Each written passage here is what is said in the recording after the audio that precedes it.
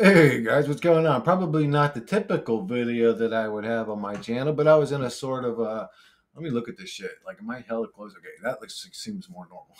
Sometimes I got my damn face like I'm up in the camera, like I don't realize I talk to the camera. I try to pretend the camera is just my audience, so I get personal with them, but I get all up in that bitch. But I was just wondering if you guys could leave comments. It's sort of an interactive little thing I'm doing here today. If you guys are interested in more of a fun thing instead of focusing on the bullshit and reality all the time, let's have fun for once.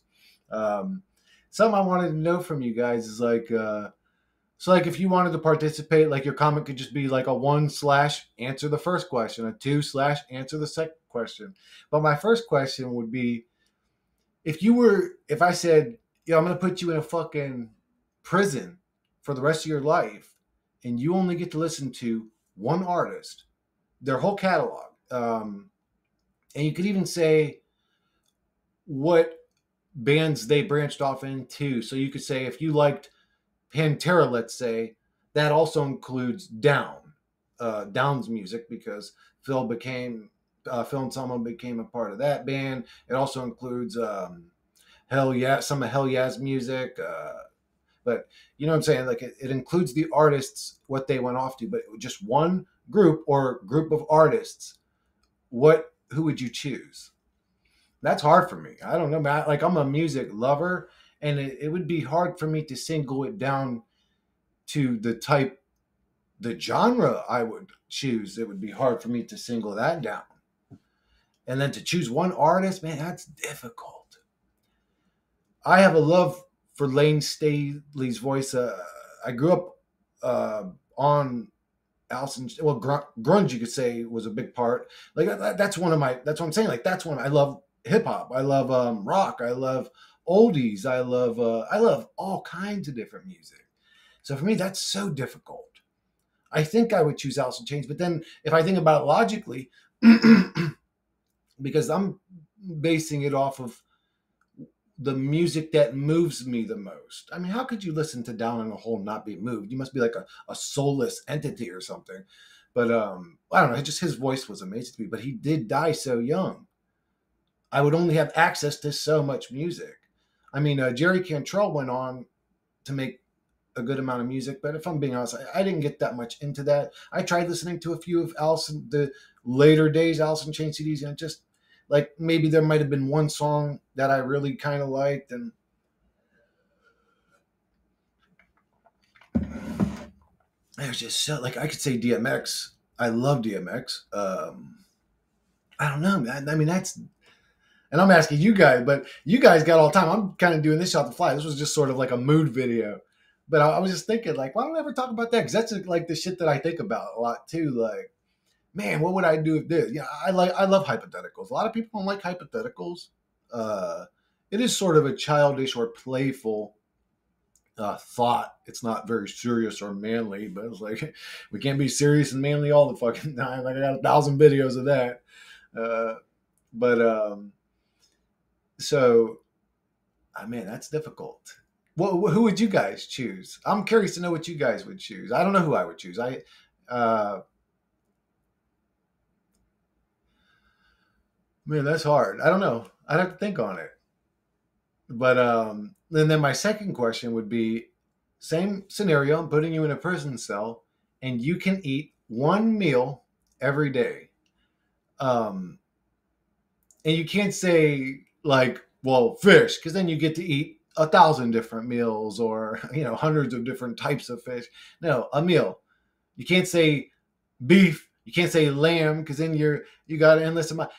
You could say a gyro or a gyro and have the beef lamb mixture or whatever meat. You could say like a cheeseburger, a pizza, ice cream.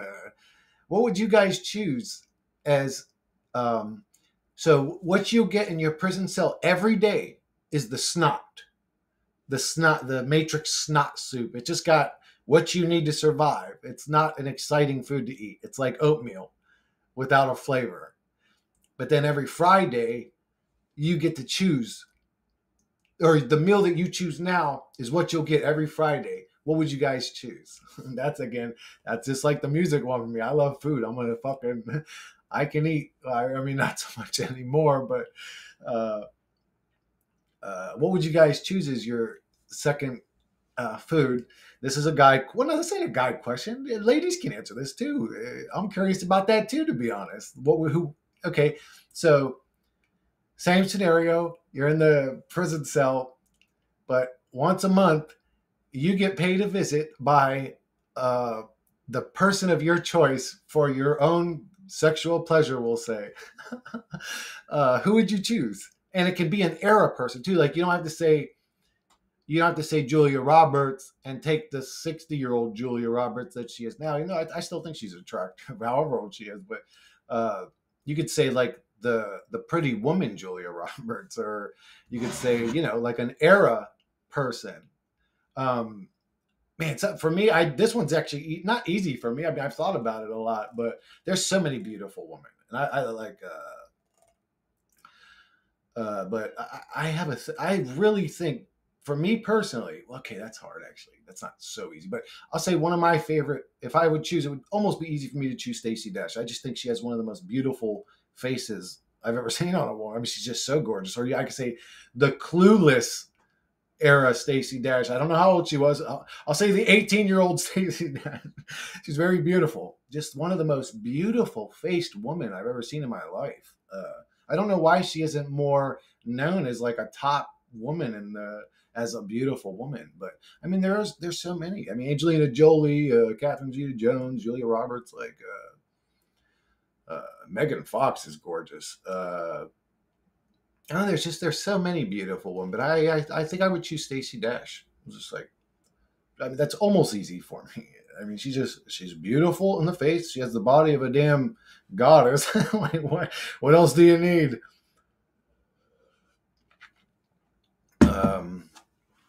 So if you guys were same scenario, so we did music, we did our physical preference, we did our food preference. What else really is there in life that would be exciting to look forward to if we were in our prison cell every day?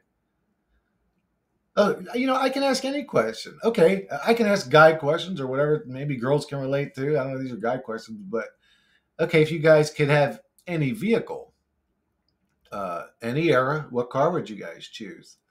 That's always a question I would talk about between me and my brothers. That would be fun. What was your guys' favorite show growing up? No. Okay, do your favorite cartoon growing up, and then do your favorite show. My favorite show was Married with Children. My favorite cartoon was Beavis and Butthead. I loved it. Like I loved Beavis and Butthead. I looked forward to that, man. I was so excited about that when I was a kid. Like, look, it was every Saturday or whatever, Friday. I can't remember, but man, I looked forward like to those shows coming on. I mean, we would have our VHS ready and our fucking tape and ready and put in and ready. Did you rewind it? Yeah, make sure you rewound it. We had to rewind it and get ready to record so we could watch it over, so we could binge watch it over and over again, the episodes. My favorite cartoon growing up was Beavis and Butthead. My favorite show was Married with Children. I love it. They were just, I loved the both of them were funny to me. Super funny. But what else would there be that I would talk about with my brothers? It's just like fun talk or whatever. We always talk about like the girls we're interested, the cars we like. What was your guys' favorite video game? If you guys are into video games, what was your guys' favorite video game growing up? Dude, actually, that's what I would want to know. That would be a lot. I don't care. Leave the comment if you're willing. Tell me if you know this much about gaming, we'll say. Tell me your favorite video game on each era console. PC's its own era to me. Like if you choose Diablo 1, that's the same as choosing Diablo 4 to me. Like PC could be considered its own era to me. So if you choose PC as one, but if you know all the systems and you had a favorite game, like put Atari, mine was the what the hell is it called? Pitfall. Nintendo, Duck Hunt, whatever. My favorite Nintendo game, I think, was Mario Brothers, probably. I can't remember what was my favorite. Oh no, I liked Excite Bike and Contra. Oh no, I had a bunch of it. What am I saying? I had a bunch of favorite. Metroid was amazing. Castlevania. Damn, that's actually a hard. Well, anyways, you guys got all the time in the world to think about it. So tell me your guys' favorite games. Uh, so okay, that would be one I would be interested in. Okay, if I gave you guys $1 billion, what would you do with the money? What would you do with it? Um, I mean, you don't have to say like, I give my mom money, I give my brother money, I give this money. What would you do with the money to change your life? I guess is a better question. To make your life a happier existence. I understand being virtuous and that, like, how that feels great and helping people and all that. I get all that, but what would you do in your life? Like for me, my plan would be to create a farm. I would use the money to make a farm, a homestead farm or whatever, grow all my own shit, uh, protect it from a hellish environment. Not to be what is the saying? To be a soldier in a garden. Uh, I like that. But that's what I would do with the money. I mean, again, I'd give money to this person. I'd do all the loving, happy stuff. I'd buy the cars that all my brothers wanted. Oh, okay, yeah. I didn't even say my favorite car. My favorite car is probably the. Again, man, there's eras. Like if you're talking Japanese, I really like the 300ZX, like '96 era 300ZX, the twin turbo or whatever. That was a beautiful car to me. Uh, I mean, the RX-7's beautiful. Looks like a damn samurai. There's just so many beautiful cars. Supra's a beautiful car. Even the original, not the original Supra, but the one right before the pretty Supra. I guess like the '93 Supra or '92 maybe. No, 90 Supra probably is the one I'm talking about. That was a good looking car too. There's a lot of cars I like that are unique too, like the Subaru SVX, I own one of those. I also had another rare vehicle. It was a 1988. This was my favorite vehicle too. It had a 2.8 fuel injected, just a slug, but I loved it. I loved this car. It was a 1988 Chevy Celebrity Eurosport VR. It was a 3800, but it was a. I love that car. I love that little car, but I should have never got traded it in. But anyways, I like a lot of quirky little cars. Like I love the DeLorean, obviously. I mean, obviously, like who? I mean, not a lot of people like the DeLorean nowadays, but you know, in the muscle car era, the ones that like kind of stuck out to me were like the Plymouth Superbird, like the 1970s Plymouth Superbird. You can't get one of those nowadays for less than $500,000, dude. Like they're just so fucking rare. But like kind of like the Dodge Daytona, they just had a really big, weird looking fucking wing on them, man. And what's crazy about that car too? What's crazy and just unfair? So this car entered a race. I think it's called the Le Mans. I might be getting that wrong. It's basically like NASCAR, where they would do these, and they were dominating the sport. And the car had this huge spoiler on it, and so they disqualified them after 2 years of them dominating the sport. It was stock car racing, is what it was. But the car came stock with that spoiler, but they were saying, "Oh, you're not allowed," so they disqualified them from the event. But they dominated them motherfuckers with that little weird. It looked like a big giant boat with a sloped nose. This car had to be 26 feet long. I mean, it was huge, huge, 30 feet long maybe. I mean, it was huge. It had this gigantic sport. I mean, it was just a very standout type. Like if you drove it down the road, people would be looking. People would be like, "What the fuck is this guy driving?" This weird land boat. But I thought it was cool. But I really love the Buick Grand National. I mean, it just looks so fucking sexy to me. Most people wouldn't agree with that, and there actually was an era of my life where I wouldn't have agreed with that. I actually looked at those. You know, it's also the Chevy Capri, the G body. What are the other ones? The Bonneville. There's a lot of G bodies. There's like 6 or 8 of them. But I did not like. Not that I hated it growing up. I wasn't a huge fan, but it kind of grew on me as I got older. I love the Grand National and those era vehicles. The T Type, the Buick Regal T Type. That's a fucking sexy car to me. I mean, it's not so flashy. It's to me it is. It looks tough. It looks tough. It looks manly. If I could describe it in a word, it just looks. It's not so the RX-7 is beautiful and curvy. Definitely a babe, but no, I wouldn't say a manly look. If it is, it's got like a mean, uh, I don't know, like samurai faced pretty boy or something like it. Ain't. To me, the Grand National just looked like a tough fucking car. It didn't look like a car that would take shit from nobody. It looks beautiful. Beautiful. When you see it black on black and it's got some black mags on it, that motherfucker looks tough, bro. I mean, I don't know what else to say. It just looks fucking mean, bro. It looks at a Supra.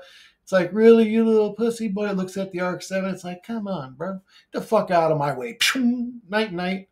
3.8 liter turbo, baby. See you later. I don't know. I love the Grand National. It's not. I'm fully aware it's not the safest car to drive. I mean, it's rear wheel drive. It fishtails pretty easily. It's not the most stable vehicle. You can upgrade anything. You could upgrade a tank and make it fucking turbocharged and fast if you wanted to. But you know what I'm saying? If you got the money, you can do anything. But they're not the safest cars to drive. I'll say that. But I love the way they look. I love the Grand National. That'd probably be the car I chose.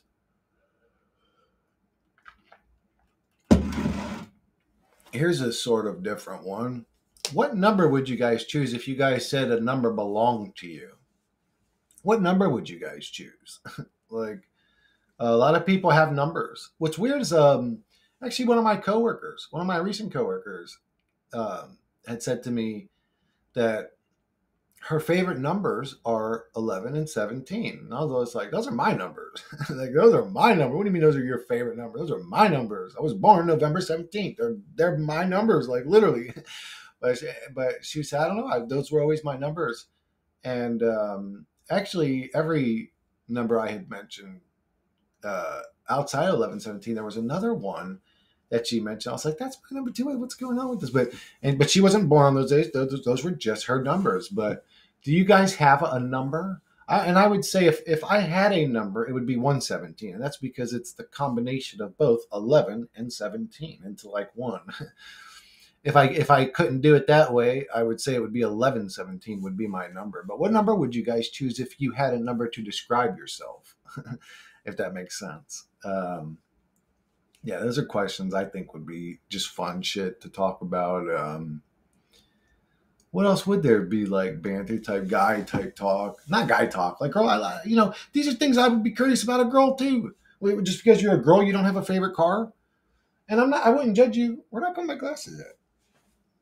And if your favorite car is a 1972 Volkswagen fucking bus, I'm not going to judge that. I actually think that'd be kind of cool, like a weird, you know what I'm saying, like a Winnebago or something. Like maybe your favorite car is an RV. Shit, actually, hey, if we're doing it that way, then my favorite car is going to be one of the baddest fucking RVs that ever was. If I'm allowed to include RVs, no, that fucks it up, because then people are going to say, well, I want a submarine or a. Okay, wait, no, let's do that as a question. Okay, if you could have any vehicle that exists, that we could prove exists, that not like I want one of the hidden government UFOs or something, but is there a land, air, or water vehicle outside of your favorite car? That's a totally different question. Is there another vehicle that you would choose that isn't a car in this reality? I would choose some sort of off-road RV. I think that'd be awesome. But did I do superpower? What superpower would you guys? I would choose healing, probably. If I could just choose one. Yeah, it would probably be healing if I could just choose one. But if I could expose lies, that would be a great one. Like if I could cast a spell on a politician that's standing there at a podium talking, cast a spell on them to make them all of a sudden tell their real truth and agenda right in the middle of their speech, that I would probably choose over healing. Even though healing would be amazing, that's the expose the truth superpower would be my fucking ultimate favorite one.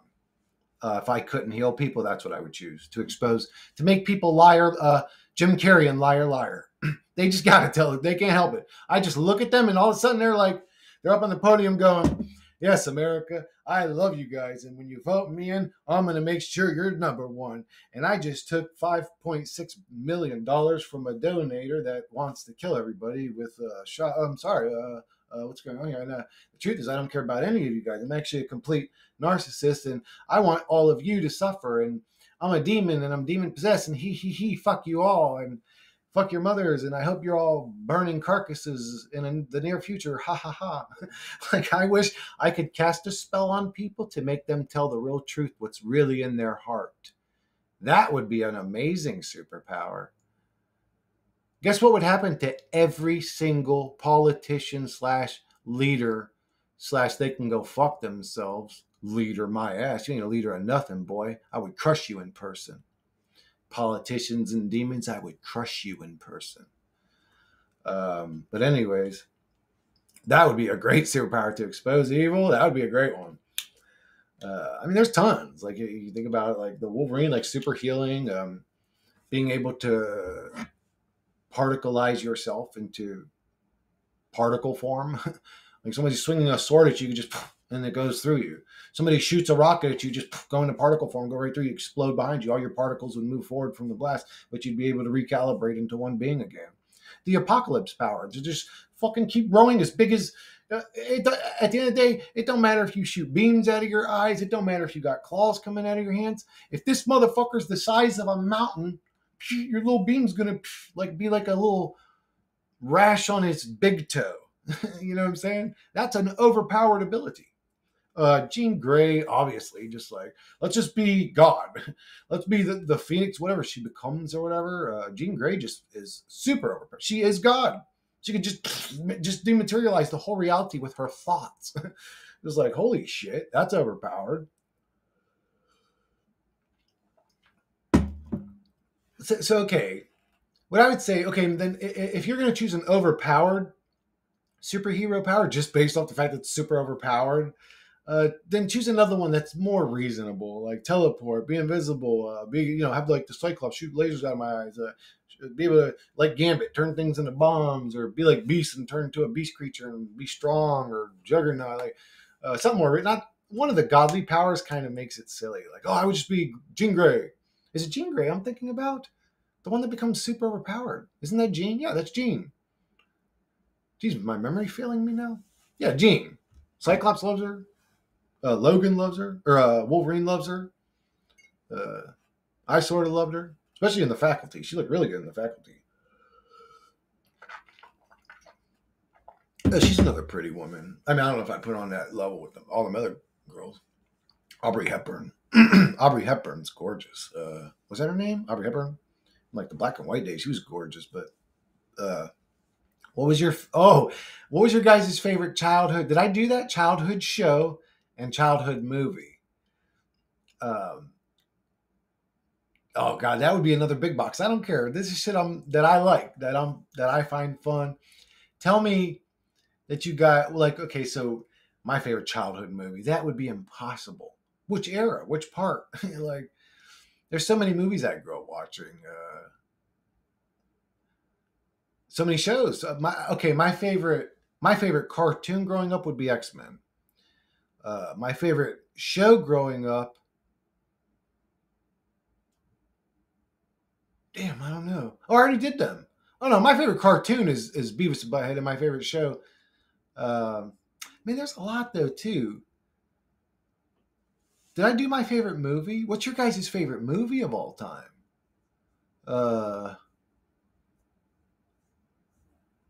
Braveheart. Well, I don't know. I love Braveheart. Braveheart's one of my favorite movies. Damn, that's hard too. Because you're talking about every movie I've ever seen, like through my childhood, my teens, my adulthood. Like, fuck, that's actually really hard. I'm putting people on the spot asking these questions, because I don't know if I could answer these motherfucking questions, to be honest. Oh, I'm sorry, I gotta check this shit. I'm gonna just reset it. One sec, guys. All right, guys. So, which era of life do you guys think was the best?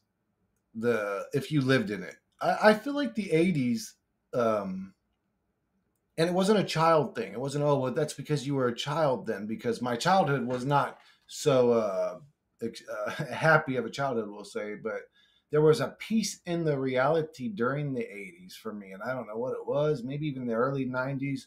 Something shifted in the late 90s and reality became like a fucking hell realm. But I loved the 80s and early 90s. I thought that the reality was beautiful then. I don't know, maybe it was a child thing, but what was your guys' favorite era? And I'm 40. I'm hoping there's much older people than that watching my channel. I mean, you guys, if you grew up in the fucking 50s, 60s, 70s, I'd love to hear about it. What was your favorite era in this reality and why? If you could give a quick explanation. Oh, if you want to give a long explanation, I would still enjoy it. I mean, this is the stuff that truly interests me. Like, what are people into? What excites people? What makes people happy? Like, I am a what's your favorite color type of guy because I truly want to know. Like, people interest me. People are interesting to me. These are the types of things we would probably talk about if we were hanging out. Like, it'd be cars, it'd be women, it'd be, you know, man. If you had a time machine, what year would you go to? I mean, assuming any of history is actually true. Uh, I love that kind of shit. Where would you guys go? Uh, that would be a hard one for me to answer, not because I can't come up with something, but because it's just like I don't know what the fuck actually happened. What era would I go back? I want to go back to the Tartarian drive around in blimp era where life was one big fucking amusement park and enjoyable and we just enjoyed life and there was abundance. That's what I want to go to. I want to go to an era where things make fucking sense. I don't want to. I definitely don't want to be in this era. This is a weird era. I mean, it's definitely an interesting time to be alive. I mean, when you consider what's happening, it's definitely an interesting time to be alive. But I don't know if I would have wanted to live in this era more than another one. Sometimes I feel like I long for an era I used to live in and don't live in anymore. I don't know why I have that. Maybe I'm an old soul. Maybe I've had a few lives before this one. I don't know. I just know that this place, the current place, to me feels so alien. This could become a rant, but I still want you guys to answer those questions. uh, uh, but dude, there's more though. Like, what animal would you guys become if you could shapeshift into an animal? Like, I, uh, I'd become an owl. I think, dude, owls are just badass as fuck. Because everyone says eagle. Like, I want to be some sort of flying creature because I've never flown before. I mean, actually, being a sea creature would be pretty fucking amazing too. Especially if you were some sort of dominating sea creature, like where you didn't have to worry about fucking like megalodons eating you. I always thought, dude, if there's an advanced entity in this realm, this goes back to that like water UFO or alien theory. It's in the water, dude. Those dudes are way more advanced than we are. Way more advanced. What do we have to deal with on land to become the alpha things? We've got to be about this much smarter than a fucking monkey. You know what I'm saying? That's what we do on land. We're about that much smarter than a monkey. Imagine being the alpha predator in water, how advanced you would have to be. Because predators don't. Okay. Imagine on land dealing with all the same sea creatures that exist, except on land they have wings and they can fly at you. So, like a megalodon that flies.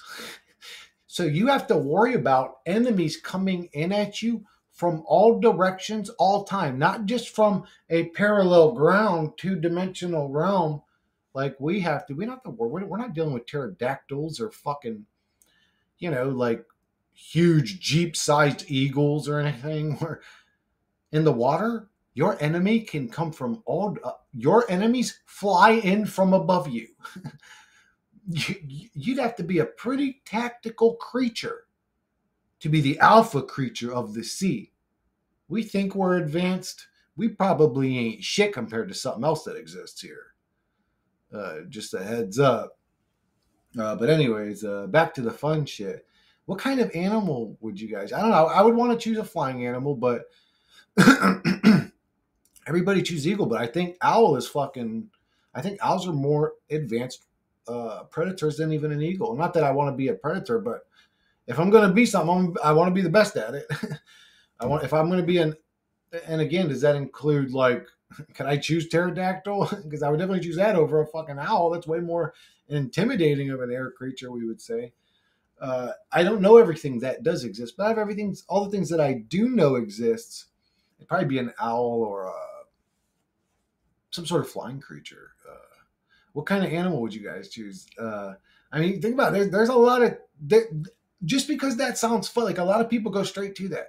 Oh, I want to be. They want to go into the air and they want to be the alpha predator of the air. They want to go into the water and be the alpha predator of the water. That really is surface level meat monkey shit I did right there, because there's way more tactical creatures you could choose. We could say, what if you could become a cobra, instantly transform into a cobra and instantly transform back into a human?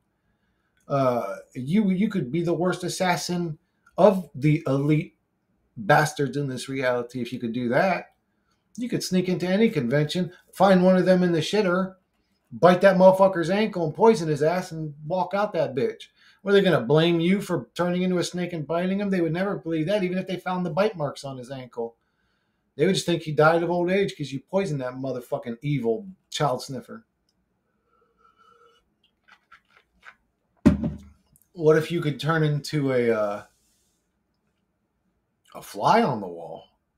Then you would need some sort of really advanced micro technology, because if you could create a micro camera and strap it to the fly's chest, you could gather some pretty interesting information as a fly. I mean, you're in danger though, right? I mean, because if somebody goes and you didn't change into a human fast enough, you'd be fucked, right? Like, I mean, it'd be dangerous, but I'm sure there's tons of creatures that people could think of that would be way more tactical than the biggest and baddest thing in the air or the biggest and baddest thing. Like somebody might say, dude, if I could transform into a fucking ant, I could do some pretty amazing things that I can't do as any of these other creatures.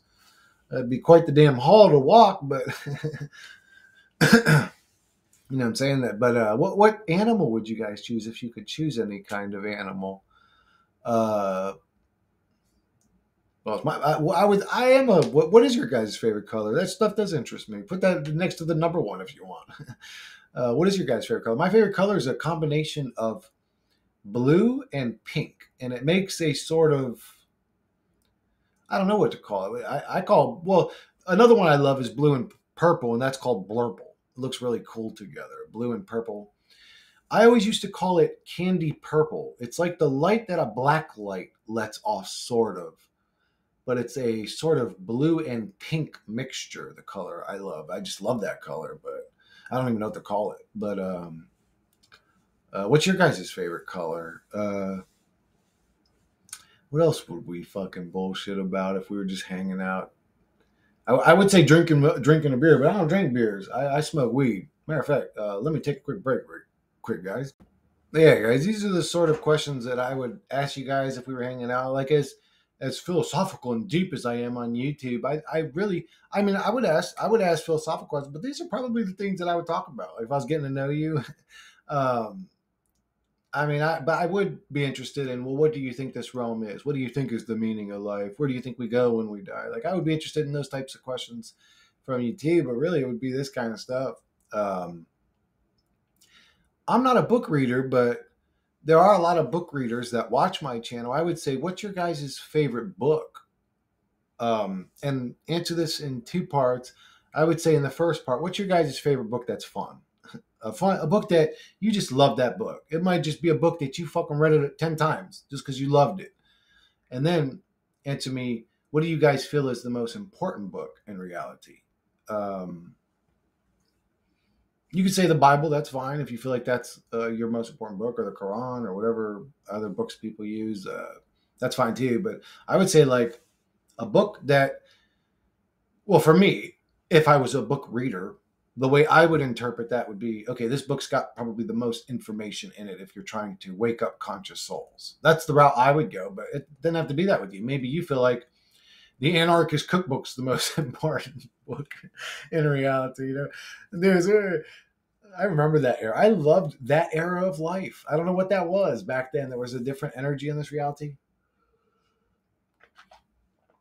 My brother Tom going and buying a stack of fucking printer paper and printing up each page of the Anarchist Cookbook, and it was like, like I love that shit, dude. It was I miss my childhood. You know, it was violent and unnecessary and all that, but we had a lot of fun. Uh, my favorite. Okay, my favorite. I said my favorite Atari game. My favorite Nintendo game would probably be.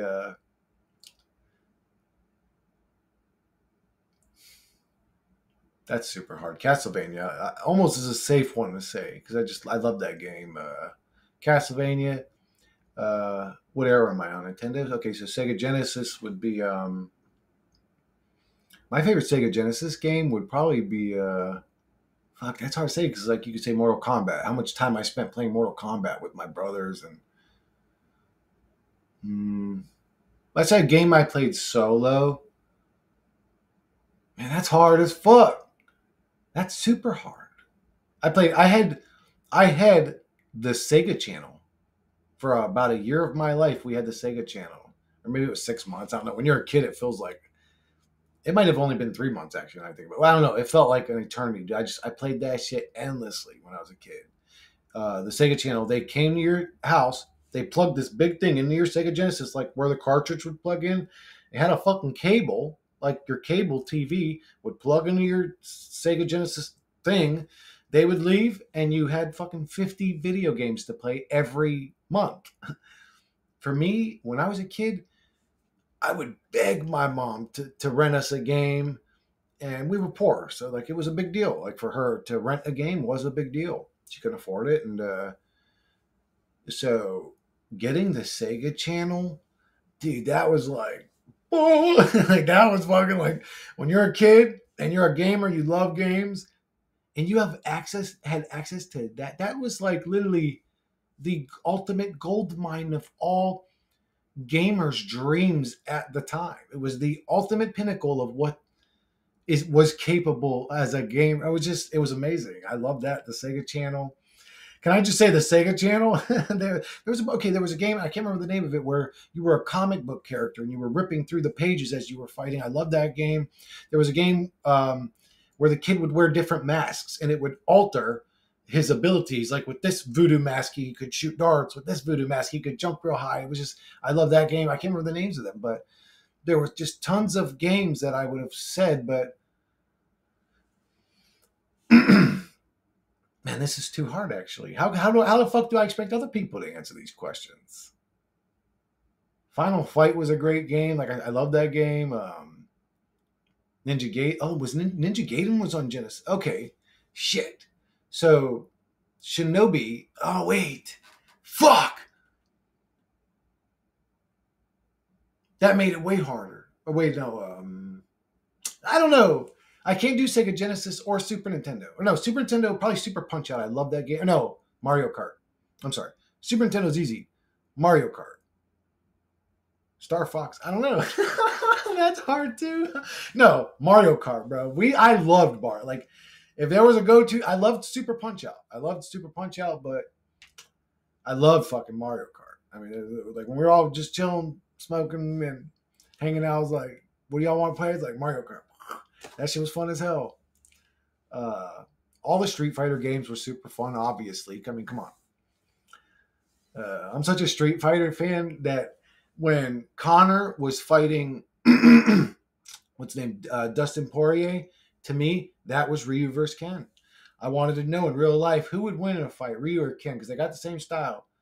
I mean, Ryu's more of a uppercut or a fucking Trillion, and Ken's more of an uppercut guy or whatever. Ryu's more of a Hadouken guy, isn't he? I can't remember the later games. I know Ken's the uppercut. Ken loves fucking uppercutting the fuck out of people. But Ryu was more the Hadouken or Trillion. But I was wondering, like, man, I wonder who would win a fight. To me, when I watched Conor versus Poirier, that was Ken versus, and Ryu beat his ass, bro. I mean, he wouldn't agree with that. Ken wouldn't agree with that. He said, "Oh, you fucking got lucky because I broke my ankle." But I mean, he was doing good. It was an interesting fight until he broke his ankle. But Poirier did knock him out. Anyways, but okay, what was I on? Genesis. Genesis is very difficult to do. Sega Genesis is very difficult. I'll just go with Sonic Pinball just to be safe. I love Sonic Pinball. So what was the next one? PlayStation. That's fucking ridiculous to do. I couldn't do that. I would say Final Fantasy VII just to be safe. Um, but there's 1,000 games on PS1 I would choose.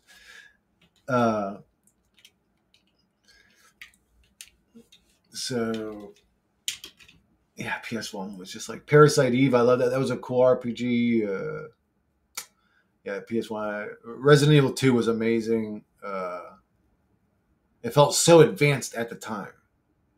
Uh, what else was? Dude, there's a trillion games on PlayStation. Monster Rancher was on PlayStation. That's one of my favorite games. PlayStation 2. N64, I didn't own one. I never. My friends would have, at the time would probably have said 007 was their favorite game. I never got too into N64 or GameCube. I wasn't much of a Nintendo supporter, actually. I went the PlayStation route and then PS2. Fuck, that's hard too. PS2 had a trillion fucking amazing games. I'll go with Monster Rancher on PS2. There was Monster Rancher 2 was on PS2, and that was a great game. There's a lot. Xbox Halo was probably my favorite game. Dreamcast was. I loved a lot of games on Dreamcast. Dreamcast was probably my favorite console of all time. If I had to say one console that just had a lot of cool, quirky, it felt like they were innovative games, innovative ideas. Like the remote controller you had a little cartridge. It was just a really cool system. They had a lot of interesting games. It was the first game I ever played where you talked to the video game, which was a game called Seaman, which was super cool. I mean, it was just a super cool game. There was a sort of way to cheat and hack the game. It was my favorite game on Dreamcast. Not hack, but you could speed up the process of the game. But the game did work in real time because the console had an internal clock. So the way the game worked is you would drop this minnow into this tank, and you had to discover the temperature that this minnow was thriving at. You that's all you had was a temperature knob, and you turned it up, and you could see that once you got, I can't remember what it was a certain temperature, that this minnow would start sort of vibrating or something, and you left it at that. But you would have to leave it at that for hours, and then it would develop into this creature, and you would talk to the creature, and it would learn things. It would learn your name. It would learn certain phrases and stuff. But like that was super cool to me and innovative. Shenmue was very innovative at the time. That was probably, if I had to say, oh no, Dreamcast. My favorite Dreamcast game is Grandia 2. That was actually easy when I just thought about it for a second. I was like, wait a second. I know my favorite Dreamcast game was Grandia 2.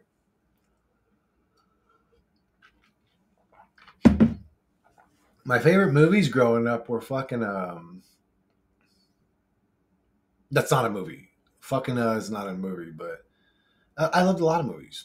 Like there was a lot of movies I enjoyed growing up, like Harry and the Hendersons, The Monster Squad, all those movies, The Goon, even the popular, the main popular ones, The Goonies, even the movies that people talk shit about. I watched them as a kid, so they hold like a special place in my heart. Like that movie Troll is literally voted as the worst movie. I watched the documentary on it and everything. Like there's a documentary talking about how this is the worst movie ever made.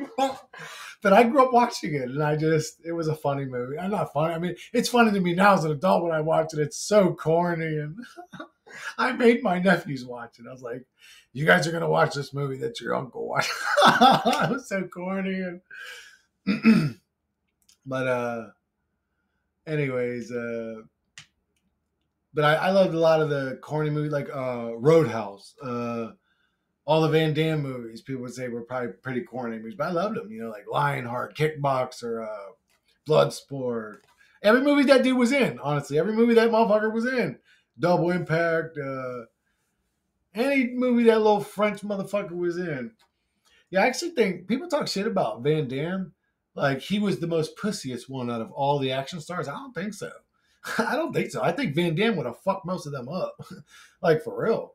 I've seen Van Damme moving with people in their 20s, sparring with them and outmaneuvering them. Like he wasn't as much of a pussy as a lot of people at the time thought too. Like people would say, I don't believe Van Damme would have stood with Don the Dragon Wilson, we'll say. Don the Dragon Wilson probably would have pieced him up, like, or Benny the Jet. Benny the Jet would have fucked him up. But Steven Seagal, I think Van Damme would have beat the fuck out of Steven Seagal. He'd be so busy trying to grab his punches with his little fake martial arts. Aikido is useful there are definitely some holds and moves, but if you're standing there and I'm standing here and you haven't gotten a hold of my arm, it's going to be very difficult for you to get a hold of my arm unless you're great at grappling, tackling, and then you got to depend on my inability to sprawl and defend against those things too. But it's just not a practical martial art. You're never going to see an MMA guy that fights like this and goes and breaks people's arms mid punch, or does a Jeff Speakman type. You're never going to see that shit in an actual fist fight or an actual MMA.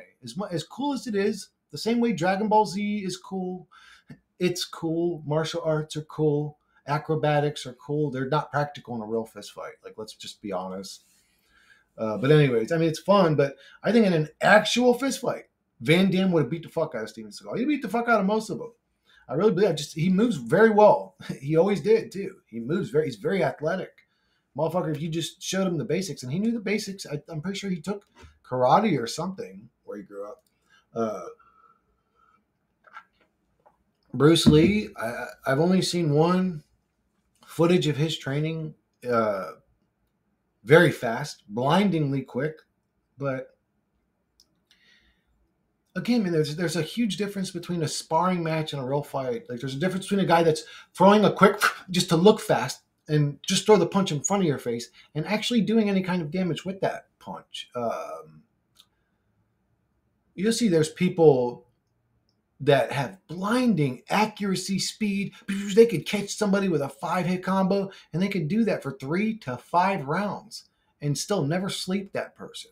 That could have been Bruce Lee. I don't know if that dude had real power. You could say with his 1-inch punch demonstrations and all that he did generate a large amount of power in a very short distance. So was he capable? Potentially.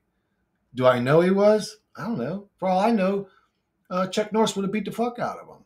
Chuck Norris was he did full contact fighting. To me, Chuck Norris, as corny as he is with I love those Chuck Norris jokes, by the way. Tell me, dude, can you guys do that? If you have a favorite Chuck Norris joke, my favorite one is Chuck Norris doesn't do push-ups. Chuck Norris pushes the earth down. I love those, dude. I love those Chuck Norris. If you have a favorite Chuck Norris joke, let me know about it. But that'd be a funny one in the comments. But there's a bunch of them that are super funny. But he actually competed.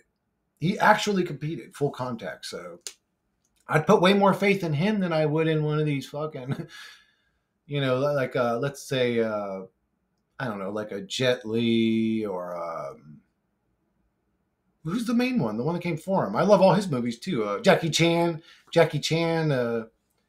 may be a capable fighter, but if I had to put money on, like, if you put Chuck Norris in his youth and Jackie Chan in his youth in a cage, I'm pretty sure Chuck Norris can beat the fuck out that dude.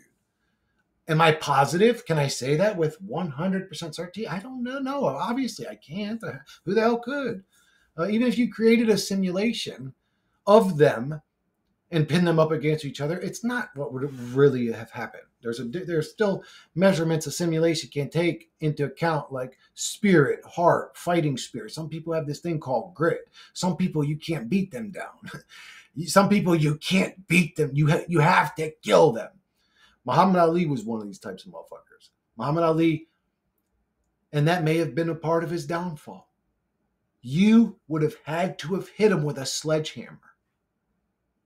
Some people have an iron will, a spirit, you could say, that's so strong, its strength outweighs what the physical body is capable of. Some power lifters probably know what I'm talking about. When your spirit can bench 600 pounds, but your body should really only be benching 280 or 290 maximum. That's where you get those injuries. It's because there's something inside some people that you can't account for in a fucking simulation. There's this beast inside some people. it's a primitive thing. It's a sort of, it is the meat monkey. It is tapping into the meat monkey. It's not a spiritual thing. It's a physical thing. But no, it is a spiritual thing. Well, I'll say the meat monkey has limitations that the spirit can not give a fuck about. Like, the physical body has limitations that the spirit's strength can outweigh or just not give a fuck about. You can smash this thing's ribs and smash its jaw and smash its nose and break all its fingers, and it's still going to keep coming for you. There's something that I don't know how to explain. There's something that a simulation can never account for. But I'm gonna end up. This is just a fun video, anyways. I wanted to make a more like fun of the shit I'm into, the shit I would talk about, man. Not always just fucking soul trap. Like, I don't know why I haven't made more videos like this. I guess because I feel like it's my job. It's like my duty to make the truth videos. I don't know why I feel that way, but that's the way I feel. But this is more just like something I'd make if I just had my own YouTube channel, like talking about shit I'm interested in. But yeah, I really feel like Van Damme would have held his own. I mean, there's obviously weight classes. Putting Benny the Jet against Van Damme wouldn't. I don't know how big Van Damme is. I'm pretty sure he's a smaller guy too. But Benny the Jet's one of those dudes where I would say like has a type of will that you don't find in every single person or every single fighter. He just has that thing in him that you ain't gonna break this dude. You're gonna put him against a dude that obviously has like 50 pounds on him in some little catch weight scenario to prove that, you know, the Thai people are the true combatants, to really take him out. And you ended up putting a dude in there with him that was so powerful and big that the dude was literally just winging him around. What happened to that boy though? Once Benny the Jet activated, okay, motherfucker, you want to play with me mode? Homeboy got chopped down. Chop, chop, night, night. Night, chop that boy down. Benny beat the fuck out that motherfucker. Benny beat that dude like he stole something from him. And he sort of did. I mean, I'd have been mad too. Like, bro, you guys are going to put me in this weird situation with this dude that's literally like twice my size? Benny dropped that dude. And this dude wasn't a punk. This dude was like one of their champion fighters. Like, so there's, they do that too. The Thai take that shit serious. They take their kickboxing serious. And not just the Thai, there's actually quite a few cultures that take it very serious. The Dutch take it very serious, but there are some people that don't play that shit. Raymond Deckers was a guy that don't fucking play that shit. They tried to destroy that dude. They tried to prove to him that and they've got a derogatory term for white boys that do shit that they create, whatever, you know, just more racism, but Guy Gene or whatever the fuck they would call him, I don't know, but he's a white dude practicing in their art, and he ain't gonna beat them at their art. Well, come to our land and beat us. Well, what did he do? He went to your land and beat the fuck out of y'all, didn't he?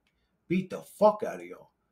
But this is the way it works: is they'll torment you and they'll treat you like a rat. But if you prove yourself to them, the ultimate reward is them acknowledging you as one of them. And they did that for him. Before Raymond Deckers died, he got the ultimate praise from the Thai people as a great fighter or whatever. But if you can't tell, I grew up on fighting sports. Love that shit. I could talk about Muhammad Ali all day. I could talk about Mike Tyson all day. I could talk about a lot of fighters. Budokai, I could probably talk about all day.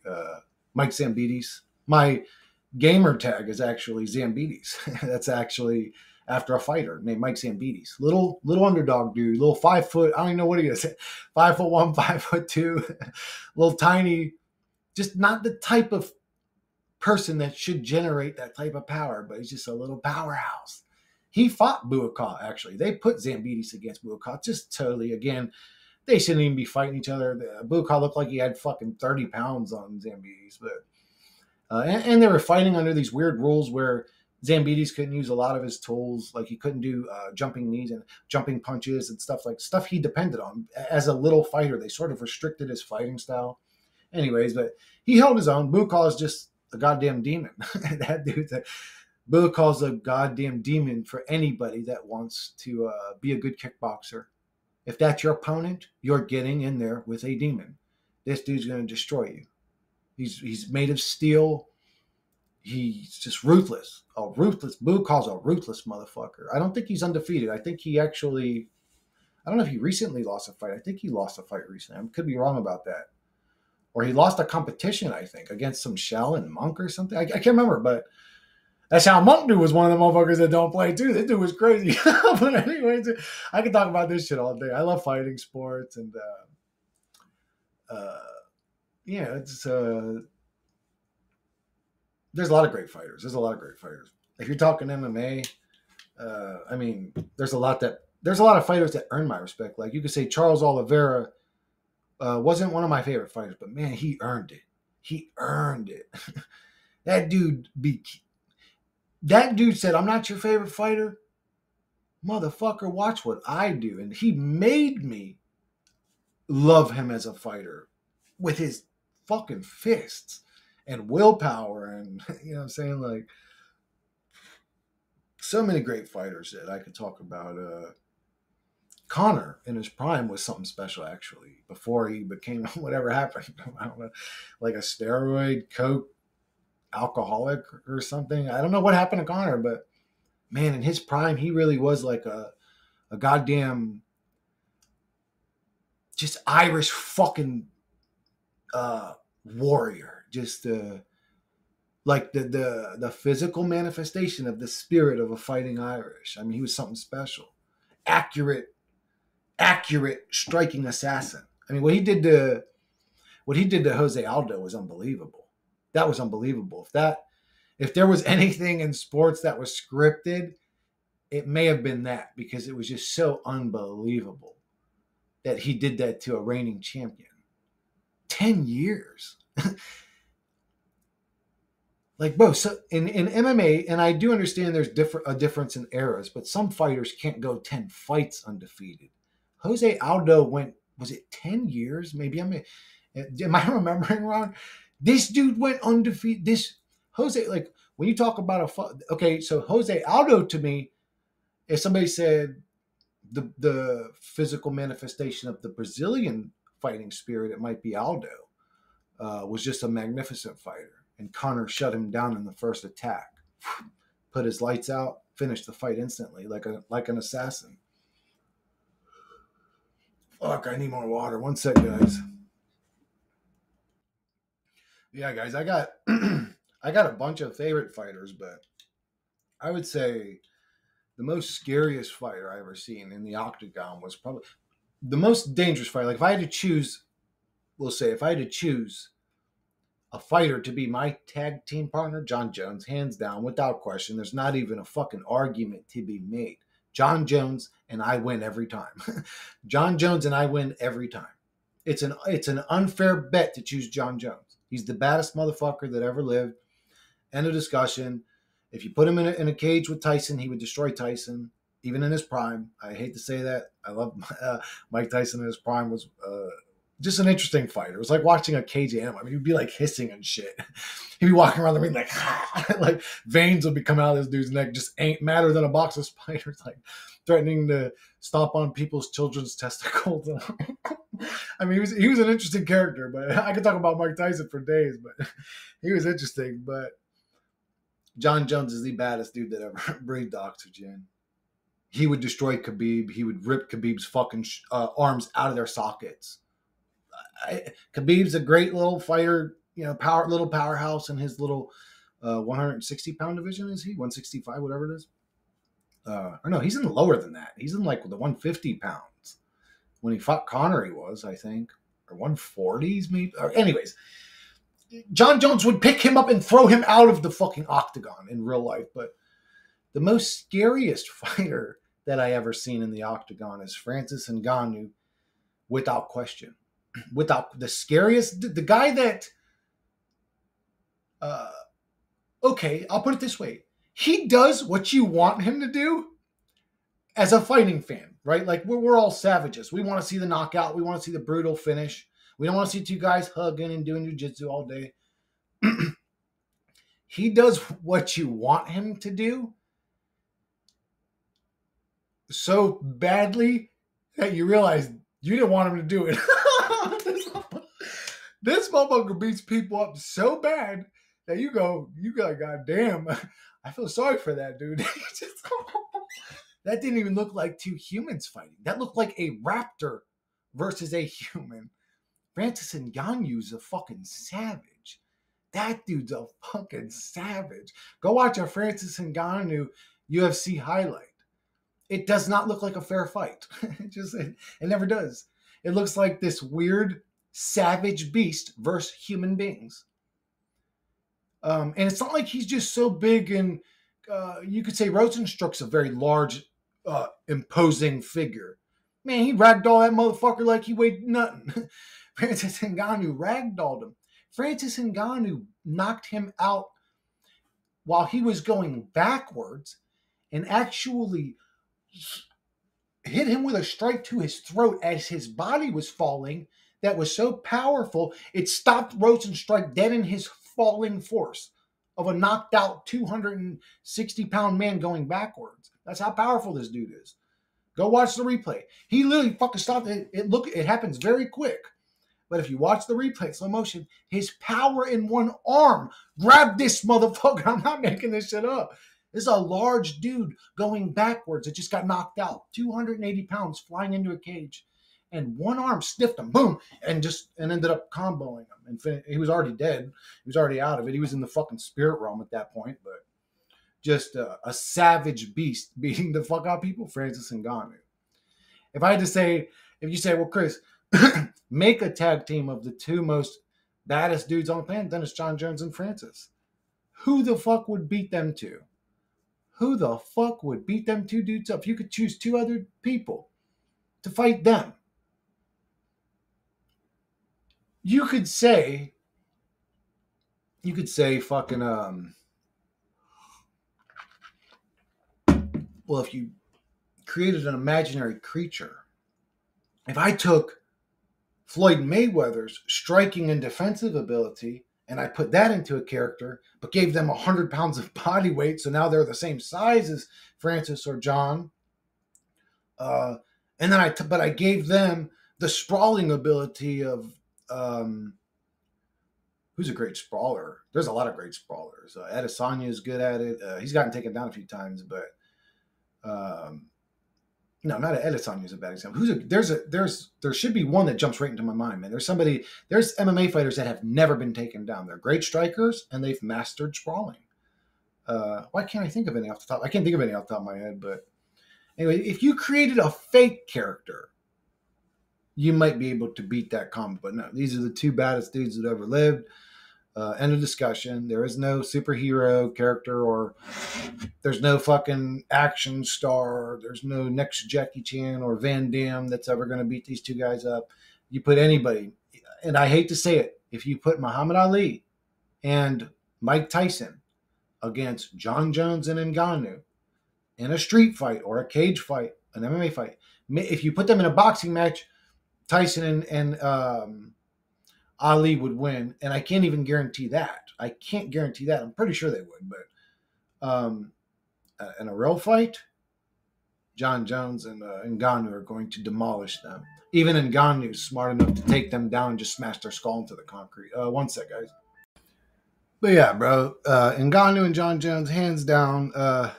If you created a fake character, you'd be able to maybe compete, but it's just not happening. Like, as good as Khabib is, there's weight class for a reason. If you put Khabib against Jon Jones would literally rip that boy's body to pieces. He'd rip his arms out of the sockets. He would just manhandle him. It would look like a woman fighting a man. That's what it would look like. It would look like a man versus a woman. Jon Jones would just do what he wanted with Khabib. As good, as skilled, and as amazing as Khabib is, I don't know if Khabib's got a good sprawl, does he? Nobody wants to go to the ground with him. So I don't even know. He might, for all we know, Khabib's got the worst sprawl in MMA, but we just never, I doubt that, obviously. He's a master of wrestling and ground game and all that, but for all we know, I've never seen somebody take him down or attempt to take him down. I mean, why would they? Maybe that is the best tactic to do. I think Conor could beat Khabib if he would just listen to me and do exactly what I told him to do. He would win the fight every time. as long as Conor pressures, don't get on the back foot. Khabib could catch you with a shot. He did catch him with a shot. But he ain't going to outstrike you. You pressure. Boom. He shoots, you sprawl. If you watch the Khabib and Conor fight, every single time Khabib shot in on Conor without the assistance of the cage wall, it didn't work for him. Every time. Khabib's a master at taking people down against the cage. So he has to pressure fighters and get their back against cage. Then you're in his world.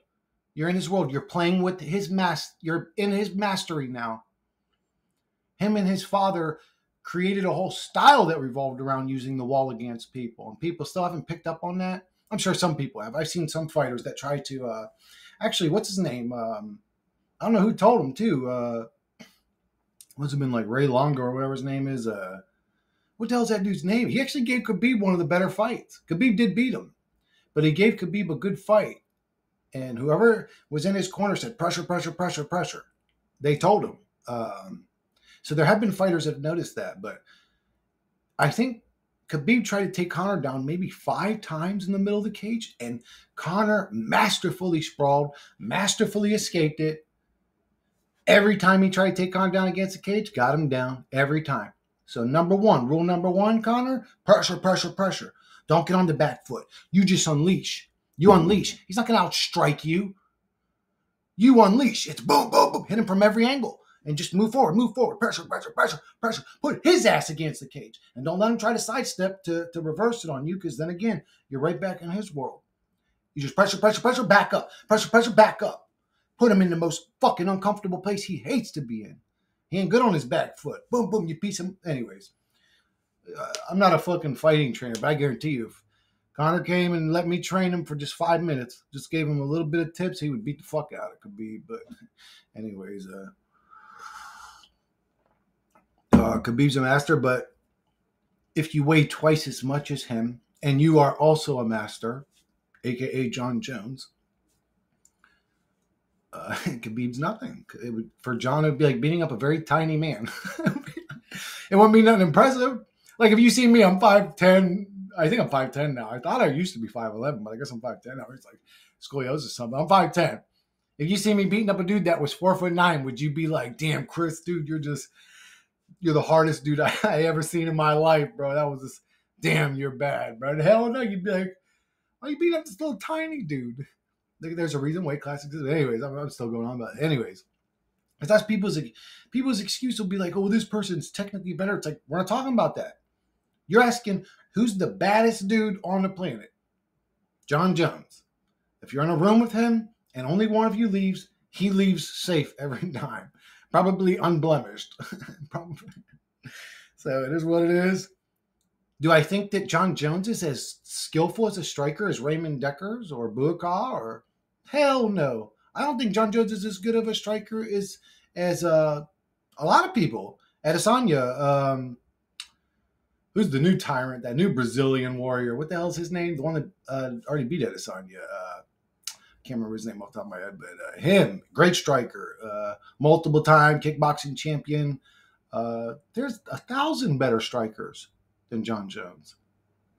There may be 1,000 better wrestlers. There's, I can't say for sure there's 1,000 better Brazilian or jiu-jitsu guys, but Jon really, I don't see Jon throwing around. Like he smashes motherfuckers. Jon's got great. If he takes you down, he's going to fucking smash your head. He's not going to try to bend your little ankle or wrist or arm in some way. He's going to just smash you up. He's a ground and pound fighter. He's not a ground and maneuver. So you could say, well, Damian Maia's better at jiu-jitsu. I don't care. Jon's going to fucking smash his skull in. Like, okay. Like people did. They'll say, oh, no, I think this fighter's better because he's technically better in this attribute of fighting. Okay, well, if we're talking about his weight class specifically, then we could get in that argument. And even in that, there's still so many different avenues or aspects of fighting that isn't just fill in the blank. Boxing, kickboxing, whatever. You know, there's way more to... I would rather have a well-rounded fighter that isn't the best at A, B, C, D, or E, but he wins every fucking time because he's just a better fighter. I'd rather choose that guy. I'd say he's the best man around. So it's Jon Jones, hands down. You can't argue it. The best fighter that ever lived is Jon Jones. It's not fucking arguable. And you could say, technically skilled wise, Ngannou isn't as skilled as Jon Jones in any of his avenues. But then there's the thing called athleticism. Some people have it, some people don't. You could train somebody how to punch their whole life and then train somebody that has it how to punch for one day. And the person that has it will hit harder than the person that's been training to punch their whole life. There's some people that they call it fast tweak. I don't know what it is, fast tweak muscle, tissue, fiber, whatever. Some people can generate a large amount of force in a very short distance. And you can train for and train. You can get better by training. You can master punches. If you train the same punch over and over and over again, I guarantee even if you do it for a week, at the end of a week, you're going to hit twice as hard with that same strike if you never train that strike, I'm saying. Not if it's a strike you've been training your whole life. I'm just saying. That's how fast you can build power. But everybody's got a peak, a plateau, and a level of athleticism. Now, this is the thing. Again, a simulation can't really... This dude looks like an animal killing humans. When you see Francis Ngannou fight, again, he may not be the most technical striker. He may not be the most technical wrestler. But when he beats the fuck out of people, it looks scary. It's like, oh my God. If any of you were fighting fans watching this, remember, Uriah Hall did the same thing. I thought Uriah Hall was going to be the next Anderson Silva. If you guys watch, I watched that season of The Ultimate Fighter. Uriah Hall looked like he was going to be the next undefeated assassin.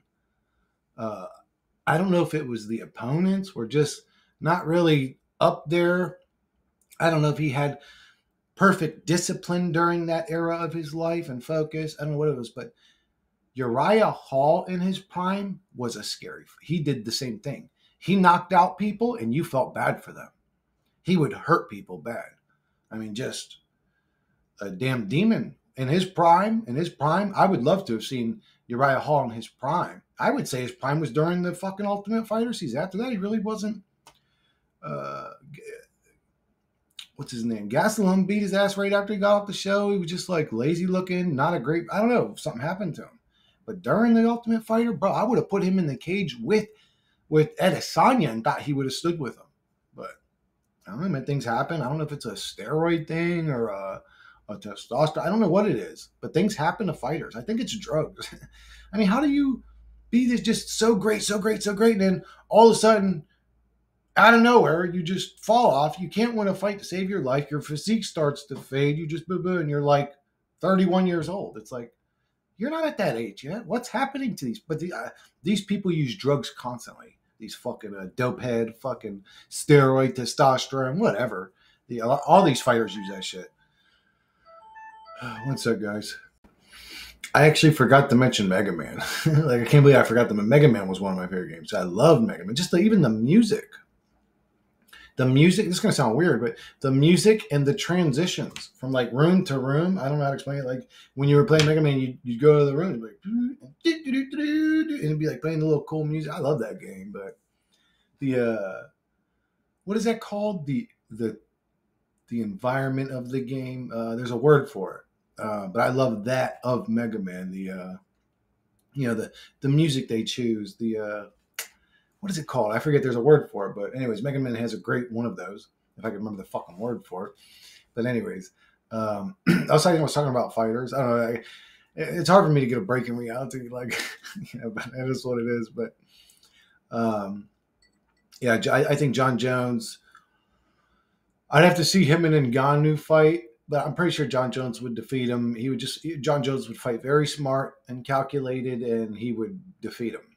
And it'd be undoubtedly the most baddest dude that ever existed. But again, there is the athletic factor. You throw that in there. Ngannou's a freak athlete. He is Bruce Lee in a very large body. Just explosive. Moves the way a little guy does. But is a gigantic monster, mountain human being. I don't know what he is. I think he's like 6'4", 6'5". He's huge. Huge, like 265 pounds shredded. Just a big, giant, fucking athletic beast. Okay, the same way you wouldn't want to fight a wild bear, you don't want to fight Ngannou. It's all like damn near the same fucking thing. You're comparing Ngannou to a bear. I understand it. Bear's got claws and it can gorge me and rip my guts. I'm saying powerful creature-wise, that's a large, dangerous human to deal with.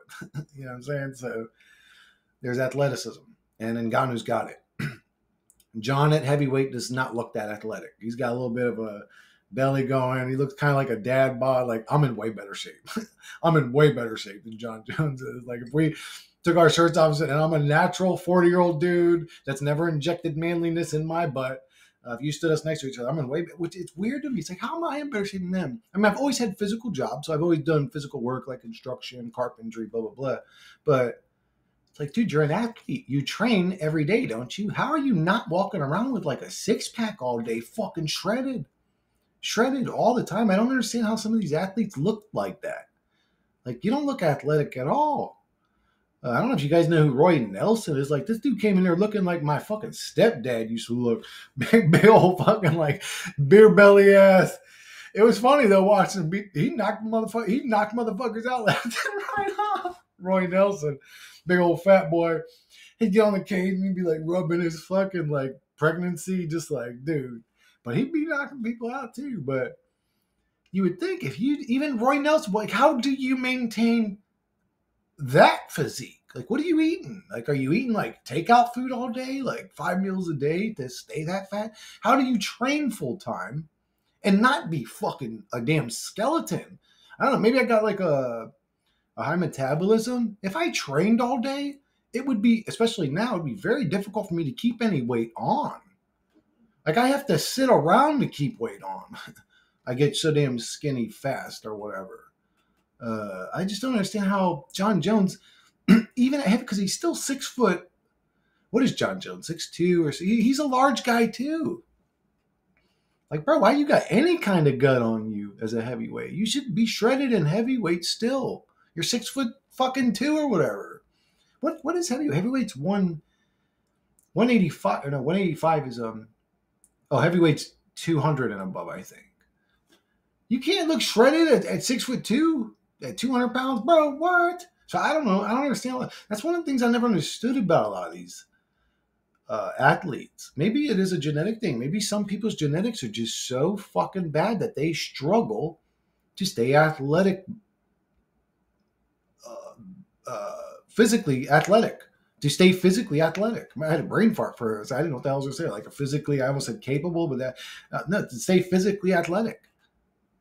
How the fuck do you train all day and you're just not? Like, you must have horrible genetics.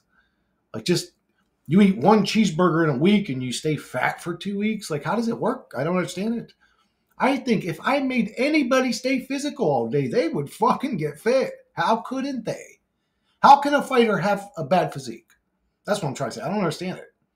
There's no way. Like, what are you eating? Double cheeseburgers every fucking 20 minutes? Like, I don't get it. But anyways. What the hell was I? Oh, yeah, I was talking about fighters. But yeah, Jon Jones is the baddest dude on the planet. Even with his little fucking chubby belly and all that, and in the heavyweight division, I think he should have stayed middleweight. He just doesn't look like a heavyweight, but he's got a wiry build. He was just the most brutal, dangerous middleweight, whatever the hell he was before. Light heavyweight. He was light heavyweight, right? Anyways, but he don't look good as a fucking heavyweight. But anyway, I still would think he would be considered the baddest man on the planet. I'm still pretty sure even the way he looks, he would still defeat Ngannou. And I think he would make it look easy, if I'm being honest with you. I think Jon Jones would beat Ngannou and he would make it look easy. And it's not that John's just a smart motherfucker. Jon knows exactly how to beat Ngannou. Jon knew how to beat Ngannou probably 5 years ago. He probably watched one of Ngannou. You got to give credit where credit's due. For some people, for some reason, people don't like to do that. I don't know if it's an ego thing. I don't know if they're like, oh, look, he's arrogant. Like, well, he's the baddest dude on the planet. Like, like, it's okay. Like, but you got to admit, like, Jon's the smartest fighter too. He knows it. Did you guys see what he did to, what was his name? Another amazing striker. Jon didn't even waste his time with the dude. He just took him down and fucking put him in a headlock and finished the fight in fucking 10 seconds. I had the dude sitting there looking so agitated and mad. What the hell's his name? He's a French fighter. Tosha Bavu. He's bald like me. He's got a bald head. I was kind of, well, I mean, John's bald too. So John's on the bald guy team. So bald guys are still fucking number one, baby. But what the hell's his name? Anyways, I'm talking about the shit off the top of my head, but I know I'm a visual. I remember exactly what they look like. I could tell you even how they move and train and fight and their stance and everything. I'm very visual, but I can't remember names and shit like that. But anyways, John's smart. John would not go, hey, here's a great idea, everybody. I'm going to go in there and run head first at Ngannou like a wild animal and fucking try to strike with him. What the fuck? Anybody looking at John, like, yeah, no, don't do that. Don't do that. Why the fuck would you do that? That's a really bad idea, bro. That's a really bad idea. That's like saying the minefield is on the right side of us and it's going to take us 5 minutes to get there, and the safe path is on the left side. It's going to take us an hour to get there, but there's no mines, and you're like, fuck, we got to get there, boys. And you start running. No, don't run into a minefield, John. That's a bad idea. You're going to get fucked up, dude. Like, as bad of a dude as he is, it's because he's smart, too, though. He would not allow Ngannou to fuck with him. Just saying, man. I'm not saying, man, I'm a fucking master. Trust me. Believe me when I'm telling you. John would dominate him. There is the athletic thing. If Ngannou is still such an explosive, wild beast of a creature to deal with, he could still put your fucking lights out with any. He could probably slap somebody and knock them out. So, not probably. He would. If Ngannou slapped me full force, I'm definitely going to be in the fucking spirit realm hanging out with fucking Ben Askren. But he just generates so much power. He's still a dangerous wild beast. You could be a master beast handler. That's what John's actually is. John's a master beast handler. If this was old time days and we had to take down boars and gorillas and wild beasts, John would be the head of the tribe helping everybody. Well, anyways, but he's a beast handler. He takes down beasts and handles them motherfuckers very easily. But I hope you guys are into fighting because this has just become. These are things. I said I'm gonna make a rant about the shit that is interesting to me, shit I want to talk about. I definitely want to see some cool comments, see what you guys are into, see some interesting comments. But anyways, plus it makes for good comment reply videos. But yeah, not that I have a big one, but I'd put my whole bank account on John. If you put John and Ngannou in a fight, say Chris, you got to bet every penny you got. What's going on, John?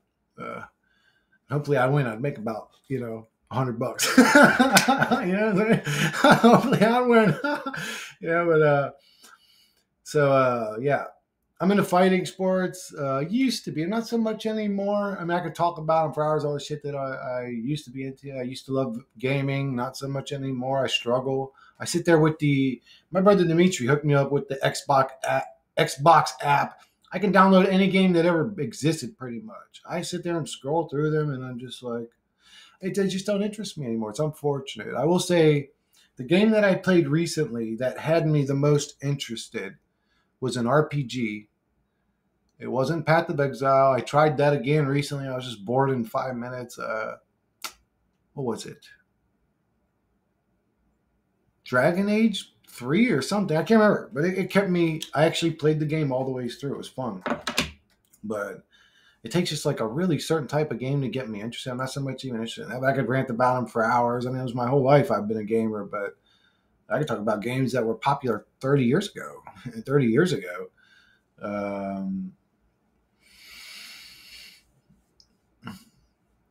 I was thinking, I had different favorite teenage shows. Like I really loved like the popular ones too, like Family Matters and and then I see on a fucking TikTok, like the dude from Family Matters fucking and Diddy had a damn thing going on. I'm like, man, I want to see this shit, bro. Like, man, why do you guys gotta show me everybody that I thought was cool as a kid as a fucking demon or a weirdo behind the scenes every time, man? Now I don't want to make this a nasty video, but I loved Family Matters. I loved some of Full House. What was the other one? Saved by the Bell. What other shows did I watch? I mean, I watched Power Rangers. I mean, I watched a lot of shit growing up. Power Rangers, fucking. What other shit did I watch? I can't remember now, but Yeah, the good old days before reality became the fucking Twilight Zone. Before I don't know, some government agency decided to flip the switch on some black government project and turn this reality into some sort of demon feeding frenzy archon realm dimension. Or so, I don't know what the hell's going on in reality, but like the Philadelphia project didn't just open a portal for their boat. It opened a portal for whatever the hell else was on the other side of the fucking veil void to come into our fucking existence. And now we're all being tormented by some sort of Mothman prophecy type creature or something. I'm not trying to be negative, guys. I guess I am being negative. I'm talking about true shit now. I mean, that is kind of my channel. But anyways, one sec. But yeah, guys. So again, not all of these questions can go for everybody, but actually, I'm pretty sure a lot of the people that watch my channel like rap and hip hop. Who do you guys think is the best rapper that ever existed? And there's so many categories. Oh, if you're in the metaphors, man, Kendrick's the greatest lyricist. Blah, blah, blah. It's like, yeah, he's definitely very good. Kendrick's. I never got into Kendrick. But I've heard some of his music, and he's definitely very good. He's one of those, what you would say, bars, bars, bars. He's like the head of the bars cult. Some people are all about bars. There's a segment of hip hop, and I appreciate the genius that comes with bars. I appreciate that. But I'm not obsessed with it. Like, so there's a segment of the hip hop community. It's just like a bar. That's all that really matters to them. And for me, that matters. Technical skill is important. If I need a carpenter, I'm not going to choose the dude that's fucking drooling. I'm going to choose the seasoned motherfucker that knows how to cut a board. So his technical skill's amazing. But then there's other aspects of being a rapper that are way more, well, not way more important to me than not way more. I would say they are more important to me, though, than technical skill, and that's musical ability. So you could argue that Biggie Smalls was a better technically skilled rapper than Tupac. I never got into Big. Well, I've listened to, I think, Biggie's first 2 or 3 CDs. That may be the only CDs he had. I can't remember. I listened to a couple CDs. There's probably like 3 or 4 catchy songs. He had a very good flow, which is something I do like and appreciate. His flow to me was great, but Pac's flow was amazing. So you could say Biggie's better than Pac. I wouldn't agree with that. The same way I wouldn't agree just because Adesanya could probably outstrike Jon Jones. I don't think Adesanya is a better fighter than Jon Jones. Jon Jones would smash that dude. As good as Adesanya is, he would smash him up. He would manhandle him. So just because, okay, this is what I'm trying to say. Being technically skilled lyrically is one aspect of being a good rapper. What if that's all I did? Bar, bar, bar, bar, bar, bar, bar, bar, bar, bar, bar, bar, bar, bar, bar. Beat sucks. It sounds like it was recorded in a garage. If we're going that route, then K Reno's the most technical rapper that ever lived, I think. Well, I'd say Kendrick's probably. I don't know. It's hard. K Reno's very good. To me, Daylight, who's a battle rapper. Daylight is a battle rapper. He's if you ever seen him, he's got like a fucking like a Spawn tattoo on his face. Looks like a Spawn. I think it looks cool. I mean, I don't know. Maybe I'm weird, but I know if I was a black guy, that would look like a cool tattoo on my face. I think he looks cool with it. But I'm from the era where that wasn't the best job application face to have. But I think we're way past that era. But to me, if you're talking like bars, I think he's better than Kendrick. But I've seen him say that Kendrick's the better rapper. So maybe I'm wrong. Maybe Kendrick's the best, but I never got into Kendrick. Kendrick has a very high level of skill, and according to his album sales and all that, he has a high level of musicality. To me, that's where Pac's better than Biggie. Pac I liked his style more. Style's a thing. How he rapped. If Pac just rapped the same things he said, but he rapped like Drake, it would be horrible. That monotone, like, I hear the doctor standing over me screaming I can make it. Got a body full of bullet holes laying here naked. It would just sound so stupid. It was Pac's flow. Hear the doc standing over me, screaming, I can make it, got a bottle full of bullet hole. It was his flow that made him amazing. So it's just like, okay, Biggie's more technically skilled. I don't care. Give me the Pac CD. That's what we're listening to because that shit makes me move when I listen to it. This is good fucking music. So if I had to say, who do I think is I would have to say it's either Eminem or Kendrick would be the most technically skilled. And I can't even truly comment. I just know that somebody I know is super skilled, a fucking genius. Daylight's a genius. That guy's a genius. I don't agree with everything he says. Like I've seen some of his, it's like stream videos. Makes a lot of very racial comments. But anyways, I'm not in that shit. I don't like hearing that shit. Like, man, you white people is this. It's like, dude, fuck you with your little stupid bullshit comments about that shit. But I don't like that shit. It's like, could you imagine me being like, yeah, man, and you black people are always this way? And it's just like, dude, what do you mean? Us white people. Like you think we're all in the same box? I'm like some hive mind creature. Like, oh, I'm white, so I'm exactly like the rest of them. I'm like, I don't know. But anyways, I don't like that shit. But if you're talking about his lyrical ability, I actually, I kind of got out of hip hop during, once the 50 Cent or G Unit era was gone, I kind of got out of it. So I don't know, but I sort of got back into it, got in a little bit into battle rap, and the most lyrical person I heard, lyrically, paying attention to the lyrics and actually piecing it up and saying, wow, what he did here was Daylight. And if he's got that level of an impression about Kendrick must be amazing. I'm just not into his music, but I'm basing my opinion off that. So I could be very wrong here. It's either going to be Eminem, K Reno, or Kendrick Lamar. K Reno's a great storyteller, amazing at putting you in just a whole scenario, like a cartoon. It's like playing a cartoon in your mind. He'll tell you this whole cool story, escaping the machine, the Matrix, and he'll tell us like where he's got powers. He says crazy shit. His metaphors are ridiculous as well. If you like metaphors, K Reno's fucking ridiculous. It's interesting to me that he doesn't get paid any homage by a lot of the people that should pay him homage. People that claim to be about that lyrical life, but then they don't ever mention the true guys, even though, okay, he doesn't have the best production. He ain't got the money to do all that. But if you're appreciating lyricism, you cannot nod your fucking hat to the dude. He's still like that fucking good. You know, it's one of the things you can't deny. But my favorite hip hop artist wasn't the most technically skilled, wasn't the most metaphorical, but you could relate to him so strongly that it would lift up the hairs on the back of your neck if you were listening to the lyrics. You could relate to him, and that's DMX. DMX is just the best rapper that ever lived, I think. I love Tupac too. I like Tupac. But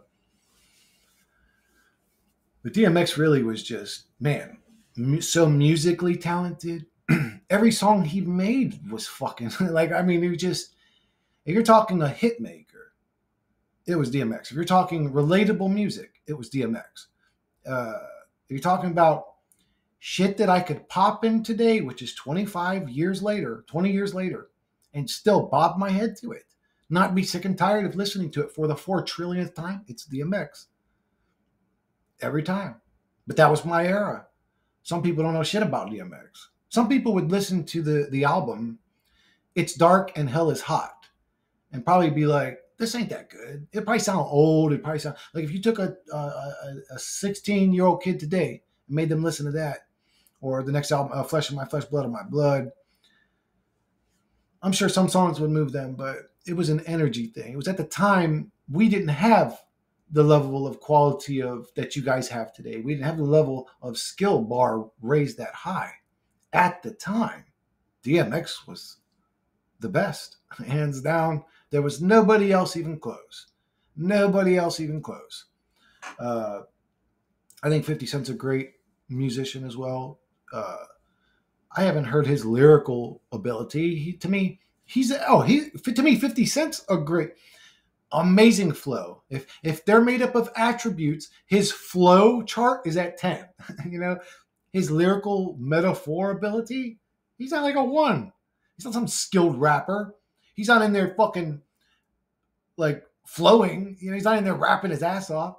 When have you ever heard 50 Cent be technically skilled rapper? And I love 50 Cent because he's got the one of the better styles, flow. There's more attributes than just technical skill. Uh, but if I had to say the best rapper to me, it's DMX. The most technically skilled rapper, it's probably going to be either Eminem, Kendrick Lamar, or K Reno.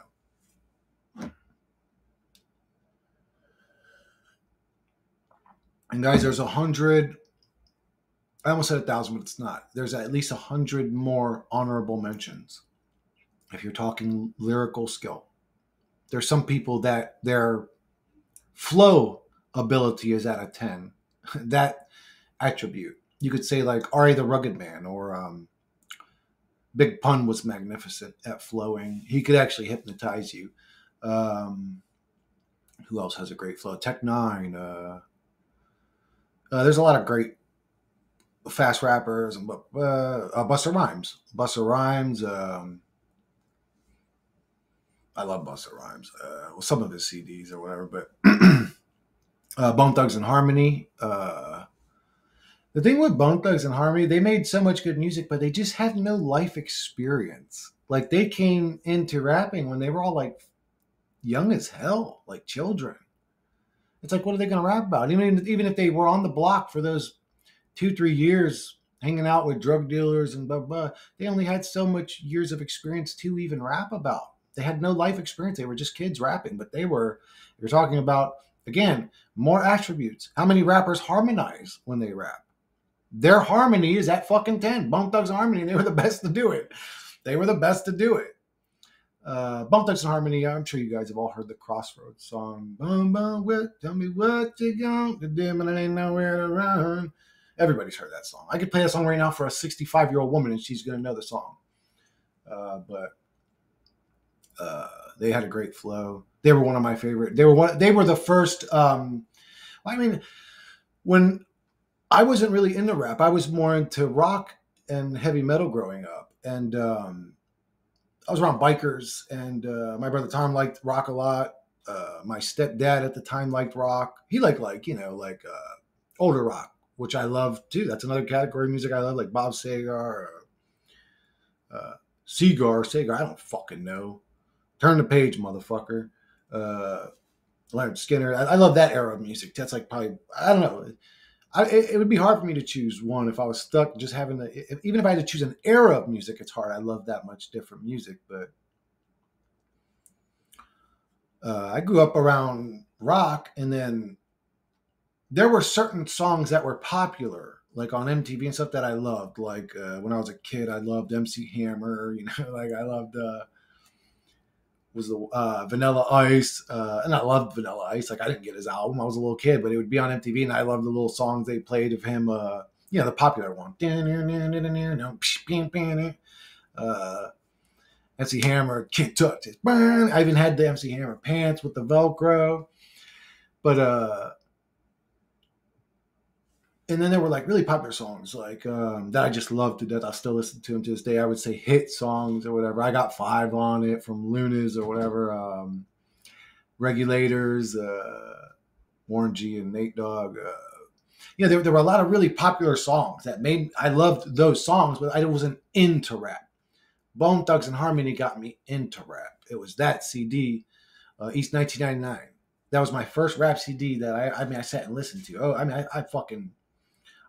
I could sing along with that whole CD. I can't tell you what I'm saying. It'll sound exactly right, but I can't tell you what I'm saying. I have no idea. Still to this day, I can say, I'll sound exactly like that motherfucker, but I have no idea what I'm saying. I have an idea on some of it, but I mean, I love that album. That was a great album. One of my favorite rap albums of all time, East 1999. That song especially, too, East 1999. I can't sing along with that, but anyways. Back in the day, it was such a good. I love Bone Thugs and Harmony, but yeah, that was the first one that got me into rap. And after that, I was open to rap because I was like, oh, rap's fucking beautiful music. I didn't know. I always thought it was just like, because up to that point, all the rap that I had heard wasn't like good music. It was kind of just crappy. And I don't know if that was being in Florida. Maybe if I grew up in New York, it would have been different. But it was kind of just like, I don't know, not good music, not appealing. It was kind of just like, yeah, we're back again. Back, bam, bam. It was just like, I don't know, it wasn't like good. I don't know. I didn't like rap until Bone Thugs and Harmony. Again, there were specific songs that you could call rap, but to me, Regulators is kind of rap. To me, that's R&B. Regulators is R&B.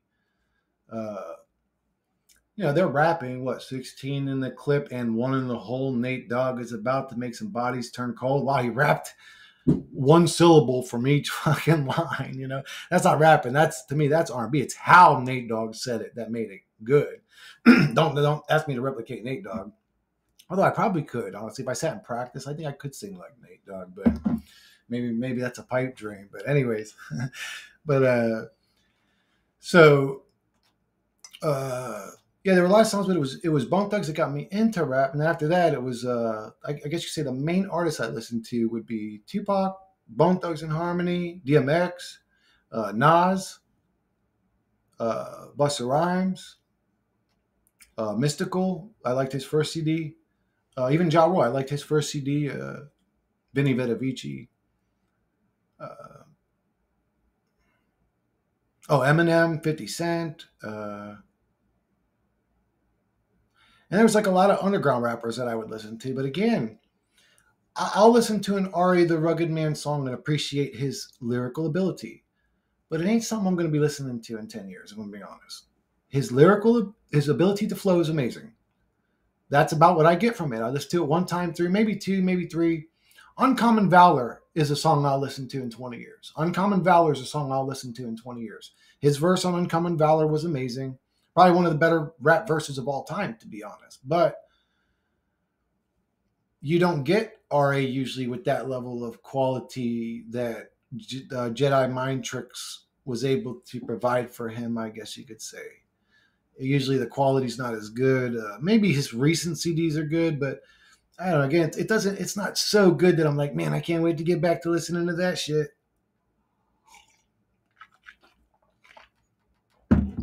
But yeah. Anyway, so who do you guys think is the best rapper? There's plenty of people that watch my channel. Who do you guys think is the best rapper? And I guess I could say, if you're not into rap, if you're even still watching this video at this point, who do you think is the best musician that ever lived? Or no, that's way too wide. Because then you got to include drummers, guitarists, fucking people who play flutes even. Like, no, I'm sorry, I meant who do you think's the best vocalist, musician? If you're not into rap, who would you say has the best voice? Is it Lane Staley? Is it again, I can see the dude's face in my head, but I can't say his damn name. The guy from Soundgarden has an amazing voice. Anyways, there's a lot of amazing voices. Whitney Houston, Mariah Carey, Celine Dion, even, I guess you could put in that category, right? I mean, I don't really know that kind of music, but I'll listen to some songs. I like some of her songs, like I Believe the Children Are the Future song's pretty good. The I Cannot Live Without You or whatever. The main one she sang or whatever. From the movie Bodyguard. I can't remember. I Will Always Love You. I Will Always Love You. That song's a good song. I don't really know any Mariah Carey songs that are good songs, but does she have good music? She must. Like, you wouldn't be that popular unless you had great music. Even Madonna has some good songs. And I hate saying that because then the reality corrupts that, doesn't it? Like, if you were a fan of Madonna, let's say, and you liked her music a lot, like you were a fan of her and you were cheering her on, it's unfortunate that what ends up happening is that she wears a devil shirt or a Baphomet jacket or does some weird Satan ritual. It's like, oh, there goes the reality, being a piece of dog shit again. Oh, sorry, no, I'm going to go into negativity. No. Today we're focused on positivity, my loves. We're not going to focus on the earth realm's ability to corrupt all things and destroy them and make them shitty and miserable. Even people that make money, it figures out a way to corrupt the minds of men and make them evil and demonic and be bad. No, I'm still focused on negativity. Fuck that negativity. Erased. I would eat your guys' fucking hearts on if we were playing Mario Kart, bro. Like straight up, you guys would not. I would dominate your guys' souls. You guys would be so mad. You'd be shoulder bumping me and everything. I'd just be chilling too. I'd just be chilling like this with a joint hanging off my lip, like, get your ass beat, boy. You'd be dead again. You'd be just so mad, bro. I'm telling you, I would own you, bro. I bet some of the people watching, like, around my age are, like, biting their lips, like, motherfucker, you know how good I am in Mario Kart?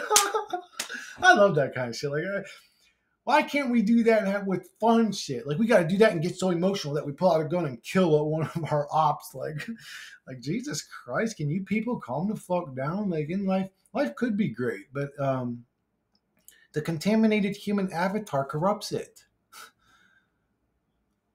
It's unfortunate. It's hard to not talk about negative stuff, honestly, because I'm still brutally honest. Like, I have to say what comes into my mind.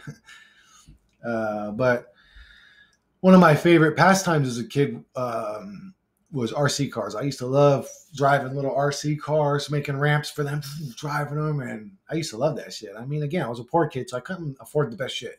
Like, if I did get an RC car, it was on the cheaper end on some, birthday or Christmas where, my dad decided to come around and pretend to be a good dad at Toys R Us.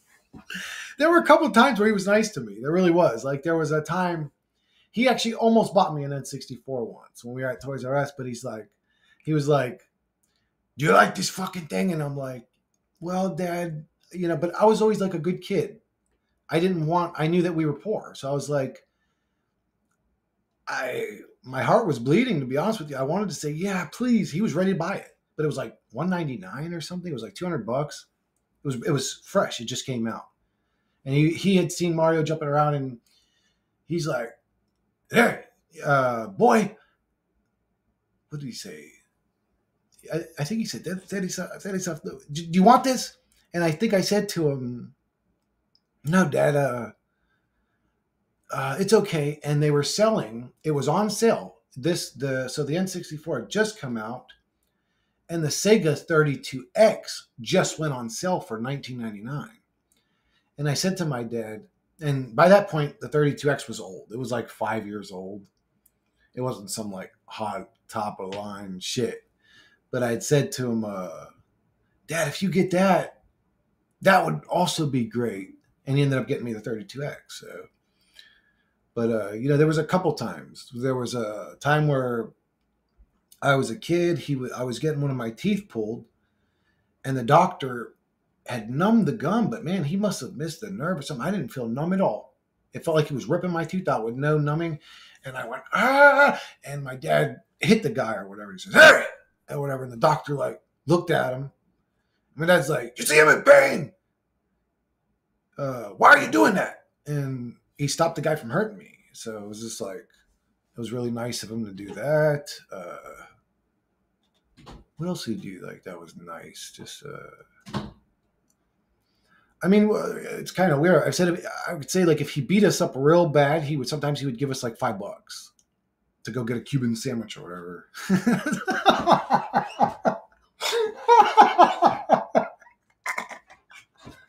Oh my goodness. I don't know why that's funny to me. I'm sorry. That's why Dad was. Oh my God. What time do I got on this fucking thing? Yeah, that's what he'd do. He'd beat our ass, and if it was a bad beating, he'd feel bad about it. And he'd give us $5 and say, go get a fucking sandwich or whatever. So we'd go. We lived behind a Cuban gas station. It was just a regular gas station, but they had also Cuban sandwiches. Dude, they made some of the best. Still to this day, that little gas station had the best Cuban sandwiches I ever had. They didn't have pork on them either. They didn't make a traditional, but man, they were fucking good. The owners were like real Cuban people. I don't know what spices they had. It was just like, man, I would die for one of them. Maybe I will one day. Maybe when I die, because I want to manifest it, I'll be back in that memory. And I'll be able to go into that convenience store and buy that same and eat a Cuban from back when I was a kid. And I could teleport my brother Tom there. and my brother Dean, and my brother Dimitri, and now all you guys. Wouldn't that be amazing? Like, if that's what death is that we create the realms and just enjoy experiences with other people. Yeah, we're all going to have to hang out with rich people because none of us poor folks got good experience. We're all going to have to hang out with, like, in the afterlife with, like, celebrities or something. It's like none of us had the money to do some shit. Like, I don't think that, like, the experience of eating one of my childhood Cuban sandwiches is going to be all that interesting to somebody had way more money to go to fucking Cuba and eat a real Cuban sandwich. But anyways, I cherish those memories. They're precious to me. But yeah, he would do that. Give us money and we'd get a Cuban sandwich. Or like a 2-liter soda. But yeah, that was that. But what was this? Oh yeah, this is just a fun. This didn't turn out fun. It kind of turned out kind of sad. Well, sorry guys. I am a full human being. I do have a fluctuation or state of beings. I'm not always just in one state. Could you imagine if I was just like happy 100% of the time? Like, like George Carlin said, man, if you're fine, that's cool. If you're dandy, that's cool. But when you're fine and dandy, what does that mean? I'm fine and dandy. Like, you're a little too happy, motherfucker. Like there are certain people, I'll say this. There's certain people I've met, and you can even feel it through a video. You can feel it through a video that let off a type of peace or energy that I envy. And I always work to be towards that type of person. Like if I am a learning school, it is to be that just angelic, calm, such calm, but it is the opposite of my personal personality, you could say. I would have to completely kill the script or character Christopher Sedaris that I created to become that person. So I'm doing it slowly. I'm sort of letting go of who I am. But there are people I envy, man. They are so peaceful that they generate it onto you when you're in their presence. I'd love to be one of those people. I'm sort of a brash, fucking curse like a sailor, up in your face type of person, I guess. I mean, that's just who I am naturally. But I do envy people that are so peaceful that you could watch a video of them talking and it makes you feel peaceful. But one sec, guys.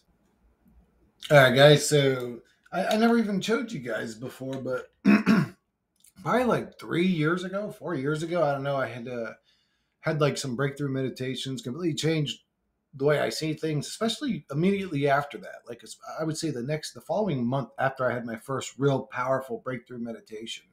That meditation actually saved my life. But I had went outside and I was just looking for a stone that I would call my own.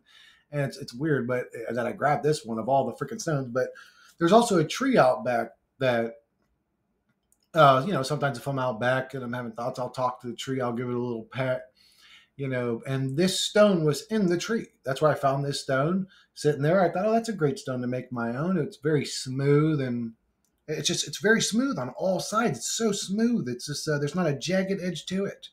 And lo and behold, it's actually one of those damn like petrified flesh stones or whatever. I don't know if the camera can pick it up. Can the camera see it? It's one of them damn, it looks like bacon. It looks like flesh and meat. The motherfucker looks like flesh. It looks like petrified flesh. So I'm over here being some spiritual motherfucker rubbing my little my little special stone. This motherfucker's probably some damn giant's chunk of thigh meat or some shit, bro. This motherfucker, I'm over here. Oh, this giant's bicep. Oh, give me, bring prosperity into my life special meat stone. I'm sorry. That's just what us lizard people do for fun. Oh shit, no, dude. Oh my god, no. I'm not bringing back the lizard form. For people that don't know, that watch my channel, I am a lizard or a reptilian. I'm a reptilian, and I don't fuck around, bitch. And I don't hide it. I transformed into my my demon form or my lizard form. Yeah, my lizard form, my fucking reptile form. Before on camera, I did it and revealed my true self to everybody. So it ain't like I'm hiding it. I ain't got nothing to hide, you know what I'm saying, about it. I'm proud of my lizard form and heritage and whatever else comes with being a lizard. We're dominating the world right now. Every newscaster is one of us. Every one sec, guys. Why is this thing flashing? Why does it do that? I don't understand. Sometimes on my recording program, my record button starts flashing, and I don't know why it does that, but it's very distracting, and it's like still recording. I'm at 2 minutes and 54 seconds still recording. I don't know what the fuck why that happens, but it distracts me. It's like, did I not press it? Because when I have my glasses off, all I see is the blinking orb. my vision's so bad I can't really see. I just see something blink. I'm like, what the fuck is? But anyways, I hope it's still recording. I lost my damn train of thought. What was I talking about? Was I talking about this little meat? Oh, my lizard farm. Yeah, we own the news stations, the government, the lizard people. We own everything. But don't fucking piss me off, because I will fucking go into my lizard form and reveal my true self to everybody, and show my true power and watch them bow in front of me. When I enter a role play mode, it's funny because the worst Anakin ever was that dude that played him. And it's his mode that I enter when I RP. It's that dude. I can't remember his name, but his quotes were like, "You underestimate my power." And the dude ended up just chopping him when he did his little flip or whatever, and he ended up catching on fire. Darth Vader, when he's Anakin before he becomes Darth Vader, the dude that played him when he turned evil. That's my RP mode. Like if I enter RP mode, how dare you bow in my presence? You know, like Darth Vader mode is my RP mode. But that dude was... I didn't hate him as much as everybody else. I actually thought it was funny. Like, I thought it was a great little... It was corny. It was a little corny, but I mean, he was really getting into the part. Like, bro, what do you... But I mean, it's not... Can you say it's the kid's fault? He's such a bad actor? Because it was really the director that was okay with him being that RP about it. You know what I'm saying? Like, at the end of the day, you can't blame... Like, a lot of people said that dude that played Anakin. Actually, I'm pretty sure as an actor, he fell off after that. Like, nobody wanted to see him. Everybody hated him. They said he was the worst actor that ever played Anakin or something. Like, like, bro, somebody else was telling him to be like that. Or what did they say to him? I wonder what the script said to him. Like, you're becoming the ultimate evil. Imagine you're just the darkest of the dark overlords. And what does that look like? Like, how ugly can you get? Or how dramatic? You know, like, how ugly can we get? The dude that played the other bad guy to me was way worse than Anakin was. The dude that fucking... Remember when Samuel L. Jackson was kicking the dude's ass and he had him down, and that dude was like, "You die now," or whatever he's saying, like, "Ah!" And he like would shock him. He was shocking him, and then he got melted because Samuel L. Jackson was even kicking his ass in the shocking contest. I think I can't remember how he was getting melted, but that dude was way more dramatic than Anakin, and an even worse actor. So Anakin was following that creepy boy's lead. Maybe that's why he was so creepy about his dramaticness. Like, you underestimate my power. Like, it's like, it's so funny too that's the way it is in movies. In actual reality, it's not like that. Actually, the guy that's the most dangerous and scary has a smile on his face. It's the guy, okay, and I've seen this a million times. I feel like I have an expert opinion on it. Like, I swear to God, I've seen this a million times in my life. There's been so many just confrontations around me. You just go hang out in poor neighborhoods. It don't even matter if you live in the suburbs. There's probably a ghetto right next to you. Go and hang out there if you feel safe enough to go hang out there, and you'll see conflict.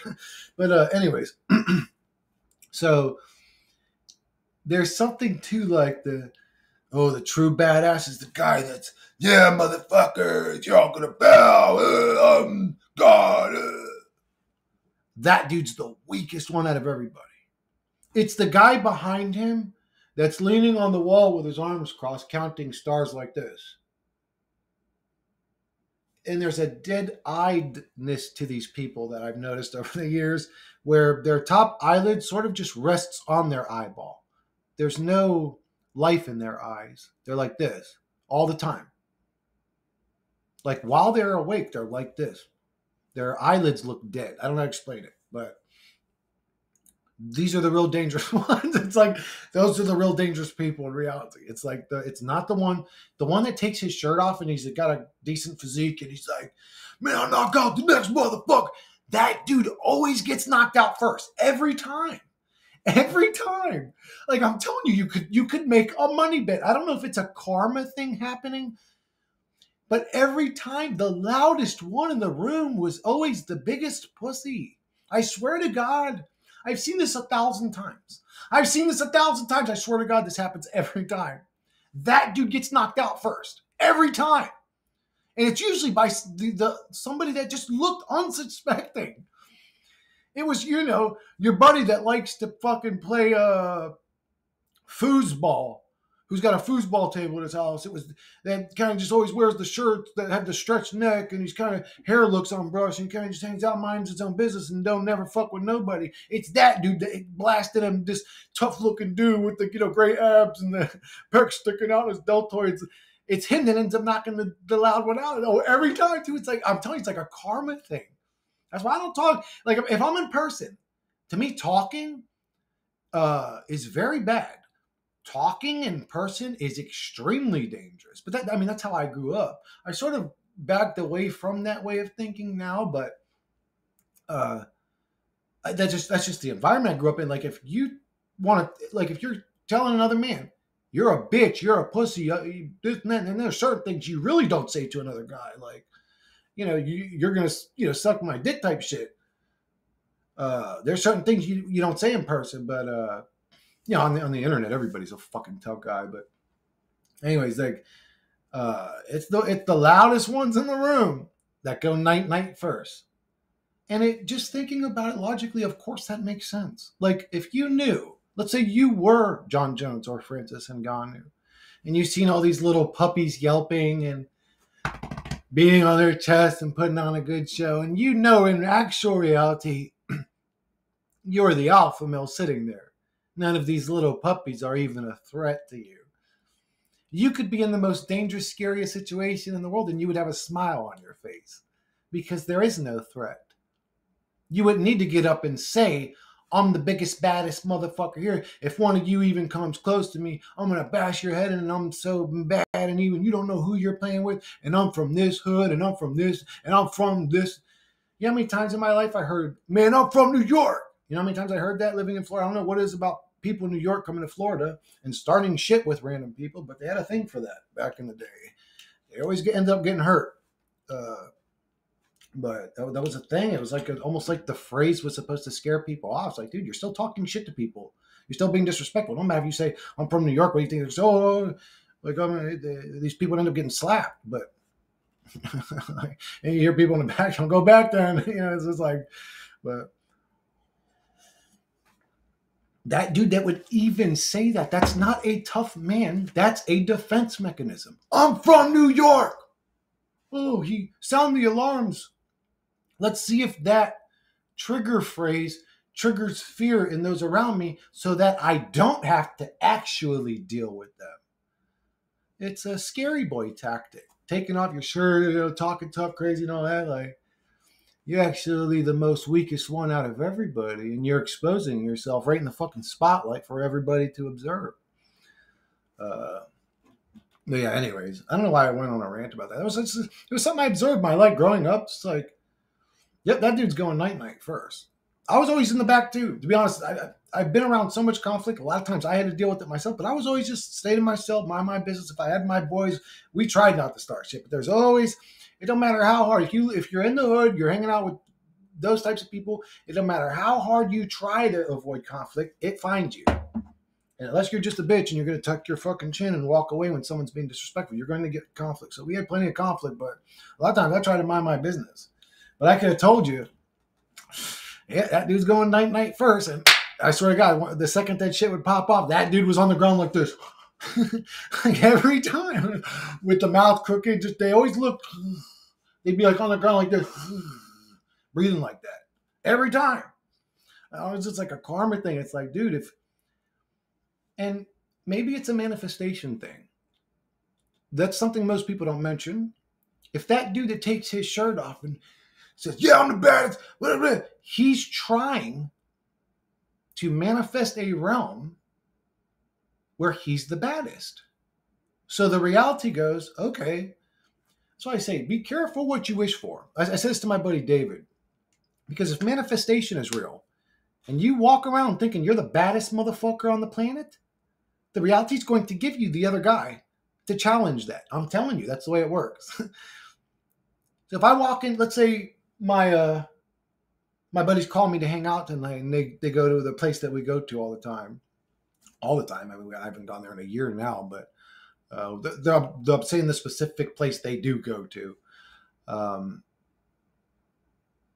If I go out with the attitude, no shit, it works this way. I'm telling you it works this way. And it's not the universe's fault. That's what you were asking for. It's kind of like not its fault for giving you this, but you walk in there with the mindset of, we're the baddest group of motherfuckers in here. It's going to present you somebody that can prove you wrong. So if I go out to the bar tonight thinking, I'm going to go out and I'm going to be the baddest dude in there, guess what's going to be in there when I walk in there? Some dude that's 6'4", 260 pounds of muscle, who grew up fighting. And the reality is going to say, oh, you think you're the baddest dude in the world? Here you go. Have fun. And it's not the reality's fault. You're manifesting that, walking around with that attitude. So I think that's just, when that happens, you could call it karma, but it's sort of a balancing of energies, I guess you could say. It's like just reminding them, like, be careful what you wish for. You really want to be the baddest dude on the block? Well, this is the life you're going to have to live now. Not everybody can put those big boy shoes on. They go night. But anyways, I don't know what that was. Just dealing with it growing up, it's like stupid, tough guy shit, but it definitely left an impression on me. But yeah, I don't, that's just one thing you just don't want to play with me with, is trying to fuck around me, because I will go into my lizard form, and then it's just not a fair fight. Like if I put Francis Ngannou in a cage with a bear, he's not going to win that fight. As bad as he might. Like honestly, he might. I don't know, but anyways, the average human will say ain't going to win that fight. It don't matter how weak and hungry the bear is, it's going to rip that dude's guts out. So if you put a human against a lizard, man, I win. I'll eat their head. And while I bite their whole head, my tongue has its own head, like the alien or whatever, or the fucking, there's some sort of eel that also has that, a tongue that has a mouth on it. Crazy, bro. But I got that in my head, and I'll fucking bite their head and eat their face with my other head, bro. You want to see me go into my lizard form, bitch? Come over there and get you fucking lizard people, haters out there. Oh no, that's what I'll be. I'm just making all this shit up. Let me restart this actually. My story is, I'm one of the lizard people, but I'm like a traitor to the real lizard people, because I left their evil tribe, but I still have my lizard form, motherfucker. So I'm a truther now. I'm a lizard truther now. That's what these jackals were saying about me. These people back in the day, they were like attacking me. They're saying I was an agent. I'm a shill. Except my face is in every single one of my videos. My name is literally the name of my channel. Everything real. But anyways, they were saying I was a lizard. And I don't know how they knew, but they knew about my lizardness. And I, just lost my temper once. I can't remember why I went to my lizard form, but I showed them. But I'm still on the side of good. Like, I'm just exposing my lizard brethren, because I don't agree with their philosophies anymore. I think they've taken it way too far. I'm a good lizard man, but don't piss off a good lizard man, because I got my glasses on. The RP ain't going to work. Hold on one sec. Let me get my lips wet. Oh, yeah. These people like slow down. I'd lick my lips, because, when you talk for an hour and a half or 2 hours, your lips get fucking dry, especially if you're dancing with Mary Jane. Your lips get very fucking dry, but I would lick my lip. This motherfucker would literally slow down a video of me, and I'd be like this and be like, and then he'd be like, "Did you see it, guys? His tongue's like a lizard tongue." I'm like, are people watching this shit? Like taking this? But anyways, it was just like, but I don't know how he knew, the motherfucker, but he knew about my fucking lizard form. But I'll fucking go again and send my lizard minions to devour your guts. Do I need to send them, little boy? Don't make me enter my fucking lizard form, bitch. Anyways, yeah, I don't want to. I really don't want to, but some people are really pushing it nowadays. One sec, guys. I'll be right back.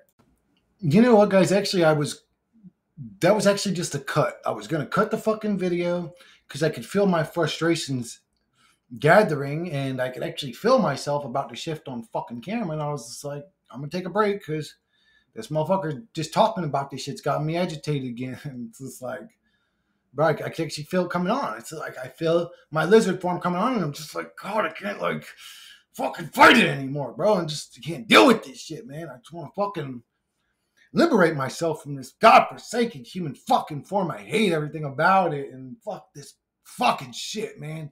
And these motherfuckers got me so mad, talking crazy about me all the time behind my back. I'm so fucking, God, dude, this motherfucker's got me so fucking angry, man. And I was like, I'm not gonna take the break. I'm just gonna press record. I don't care, man. What if I go into my lizard form? They're gonna see it. I don't care if they fucking see it, man. I'm just gonna fucking do right for them. God, dude, it's fucking. Yeah, this motherfucker's actually got me getting mad, bro. I'm actually about to lose my fucking temper up in this bitch, bro. Why you still talking shit, man? This dude's actually out there still talking shit. Oh, God.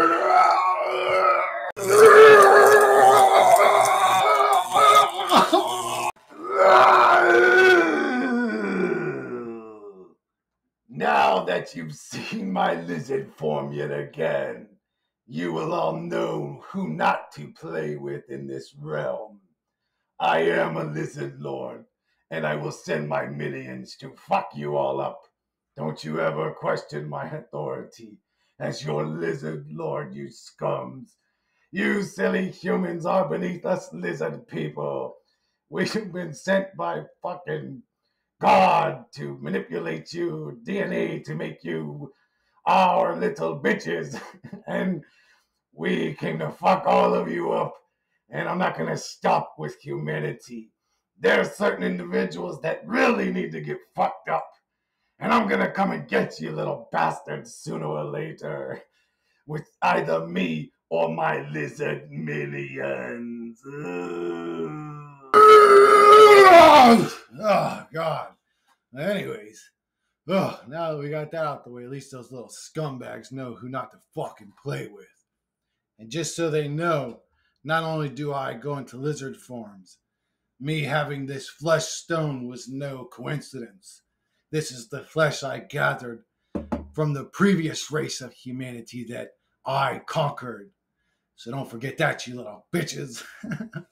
That shit's fun, honestly, bro. I can't talk. Honestly, life is so boring that I would back, if you would have said to me 10 years ago, yo, Chris, let's play this video game. And in the video game, we role play. We take on the roles of the characters, and we pretend we're a cop or a crook, and we actually play our paramedic, and we play that role.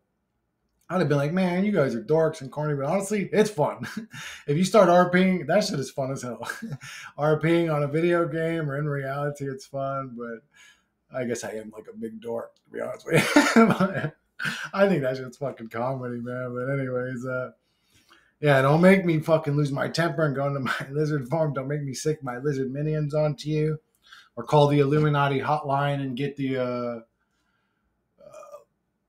I don't know how a Illuminati agent works. I don't know if it really is. We just hang out at the same country clubs. We sacrifice the same children to the same owl gods. I don't know how it works, but you get a call. It's like, now our plan is to do this. Chris, now your message in your videos should be to continue pointing out that this is a hell realm that we need to escape, because the Illuminati would want us to know that, even though it's got a whole reality of distractions to avoid us from thinking of stuff like that.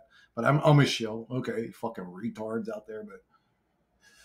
But Christopher Sedaris, the guy that's channel is named after him, shows his ugly ass mug on every single fucking video. That guy's a shill.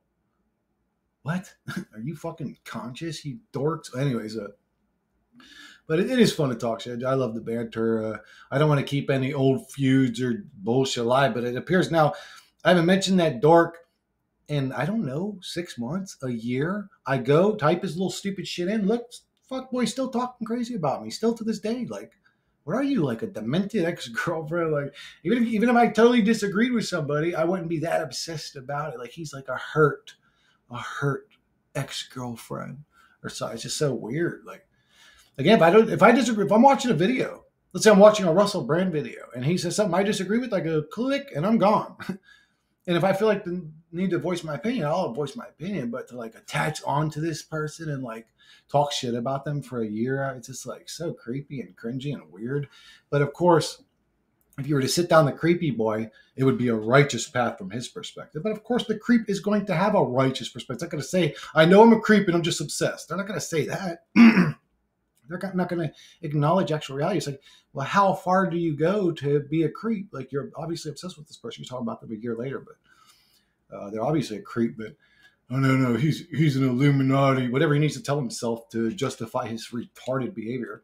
I'm a shill. I'm an Illuminati. I'm a lizard. I'm a whatever else these dodo birds could call me. Yeah, I'm in the Illuminati, the richest group of motherfuckers in the world, but I'm walking around with a busted ass rotten grill, driving a fucking 23-year-old vehicle. I'm in the Illuminati, yeah. I'm a lizard person getting on here saying that we need to escape the lizard people if they exist. That's what I am. I'm a lizard. I'm a shill. I'm a shill. I'm actually getting a call saying, oh yeah, push this agenda now, push this agenda now. Or I'm just completely controlled by the mind virus and I don't even know it. The guy that talks about the mind virus all the time, and I'm under control. I'm pretty sure that the person accusing me of all this hears voices, by the way. It's like, all right, one of us is fucking crazy. One of us is fucking crazy. Actually, we're both a little crazy, but in this fucking reality,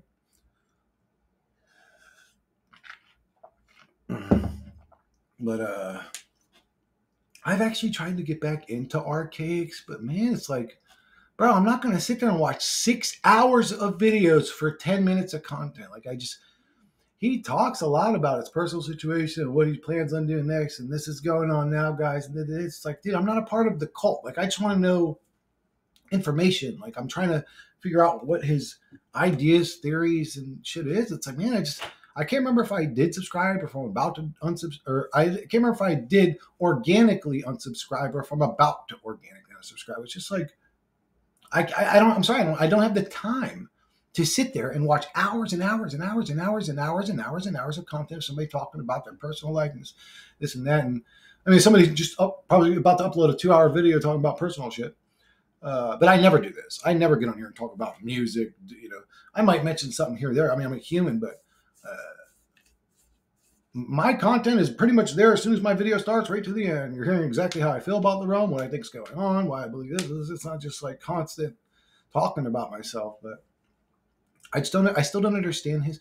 And if I could sit there through 5-6 hours of videos and still not walk away any more aware of his ideas and theories, and for me, it's just not for me. I just don't have the time for something like that. He may be the most conscious truth out of everybody, but the way he does it, I don't like it. I don't know if he should have a personal channel where he just talks about his personal situation. He can have like a fan base that way. And then the truth channel where he talks about what his things are. What is he pushing on his channel? I know he says that we're in a simulation, or he calls it like a simulacrum, which I kind of agree with. This must be some, well, I don't know. I feel like it's a simulation too, but then that's kind of like what I know about him. He'll also say that there's a scripted reality. Again, something I agree with. You could see it. There's definitely a script in reality. Events seem to repeat themselves over time, almost all the. I think it's like a 100-year repeating. I don't know, but he has this prediction date of like the end of the world or something that I hear all the time. He calls it the Phoenix event. But again, I don't know how he came to these guys because there's just no content. It's just him saying, this and that and that. I want to like him, for Christ's sakes, but it's hard for me. I struggle with his channel. I'm sorry. Somebody asked me to recommend more channels. I would say just go check out the channels I'm subscribed to. You should be able to click my channel and then go to subscriptions and see all the people I'm subscribed to. I would say go check out those channels. But Martin Leakey is a great channel. He talks a lot about mud flood and this and that, but he also will ponder other stuff. He'll ponder philosophy. What is this reality? What are we dealing with here? Blah, blah, blah. So a great all-around channel. Eric Dubay, one of the best channels on YouTube. Some channels I would have recommended, I'll say a year or two ago, I wouldn't recommend so much anyway. So who would I recommend now would be those mainly. Eric Dubay, Martin Leakey. If you're looking for like truths, hidden truths in reality, I kind of sort of don't care all that much anymore. Like it's sort of become entertainment to me. So I appreciate the entertaining aspect of how bizarre this Twilight Zone reality is and how it just has an endless supply of new information to show us we've been lied to about everything. But again, Martin doesn't just stop there. He ponders other things and this and that. And he's not always going to the mental comfort zones. Like Martin will upload a video one day. He's happy-go-lucky. He's in a great mood. And he'll upload a video 4 or 5 days later, a week later, and he's down and out. He's like, man, I'm just tired of this realm. And he just seems like a real person to me. But those are my favorite channels, I would say, at the moment. Outside of mine, I guess, what's his name? Derek or Lion Sword started uploading videos again. YouTube actually recommended me his video. I seen it. And went and resubscribed to him. He was another truther like me. Like the other day I was complaining, like, where are the truthers like me? They're just mad as fuck about it. He isn't mad in every video, but he had videos where it was my type of content, I'll say. But he's back, so that's cool. I like his channel. Don't agree with everything every single channel I'm subscribed to says. Don't like crucify me if this channel did this in the past or that channel said this in the past. Or then it's like, if you're expecting a channel or truther to be a 100% accuracy rate person all the time, you're a fucking idiot. If you can't like say, well, they're right most of the time, and you dismiss the other 10% you disagree with. That's what I do. Like Quantum of Conscience is a great channel in my opinion, outside of the fact that he says that there's no way this is a soul trap. I completely disagree with that. It doesn't mean I can't watch his channel and get some substance from it. You know what I'm saying? One sec, guys. Hey, guys, what's going on? This clip's actually like, I've been making this fucking video all day just with the godforsaken distractions. I didn't even turn on the damn blacklight for this one. I just wanted to wrap this video up. Yeah, I just wanted to make like a video. Hopefully you guys got some laughs out of it. Hopefully you guys enjoyed it. Talking about personal stuff. I don't often talk about personal stuff, but the type of music I'm into, the type of cars I like, just stupid shit in the reality. None of it's, I don't want to throw a lemon on the video, but I do like to explain myself so people can further understand why I am the way that I am. Nothing I said in this video has true meaning. That's the harsh truth. They lit me up. They made me smile. So we could say, well, you still found some enjoyment or happiness from meaningless things. I used to be able to do that. I can't do that so much no more.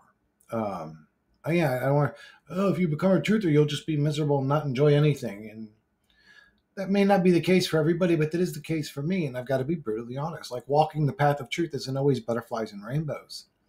But I do hope you guys enjoyed this one. I'm interested in seeing what kind of comments pop up. And yeah, I'll catch you guys on the next one.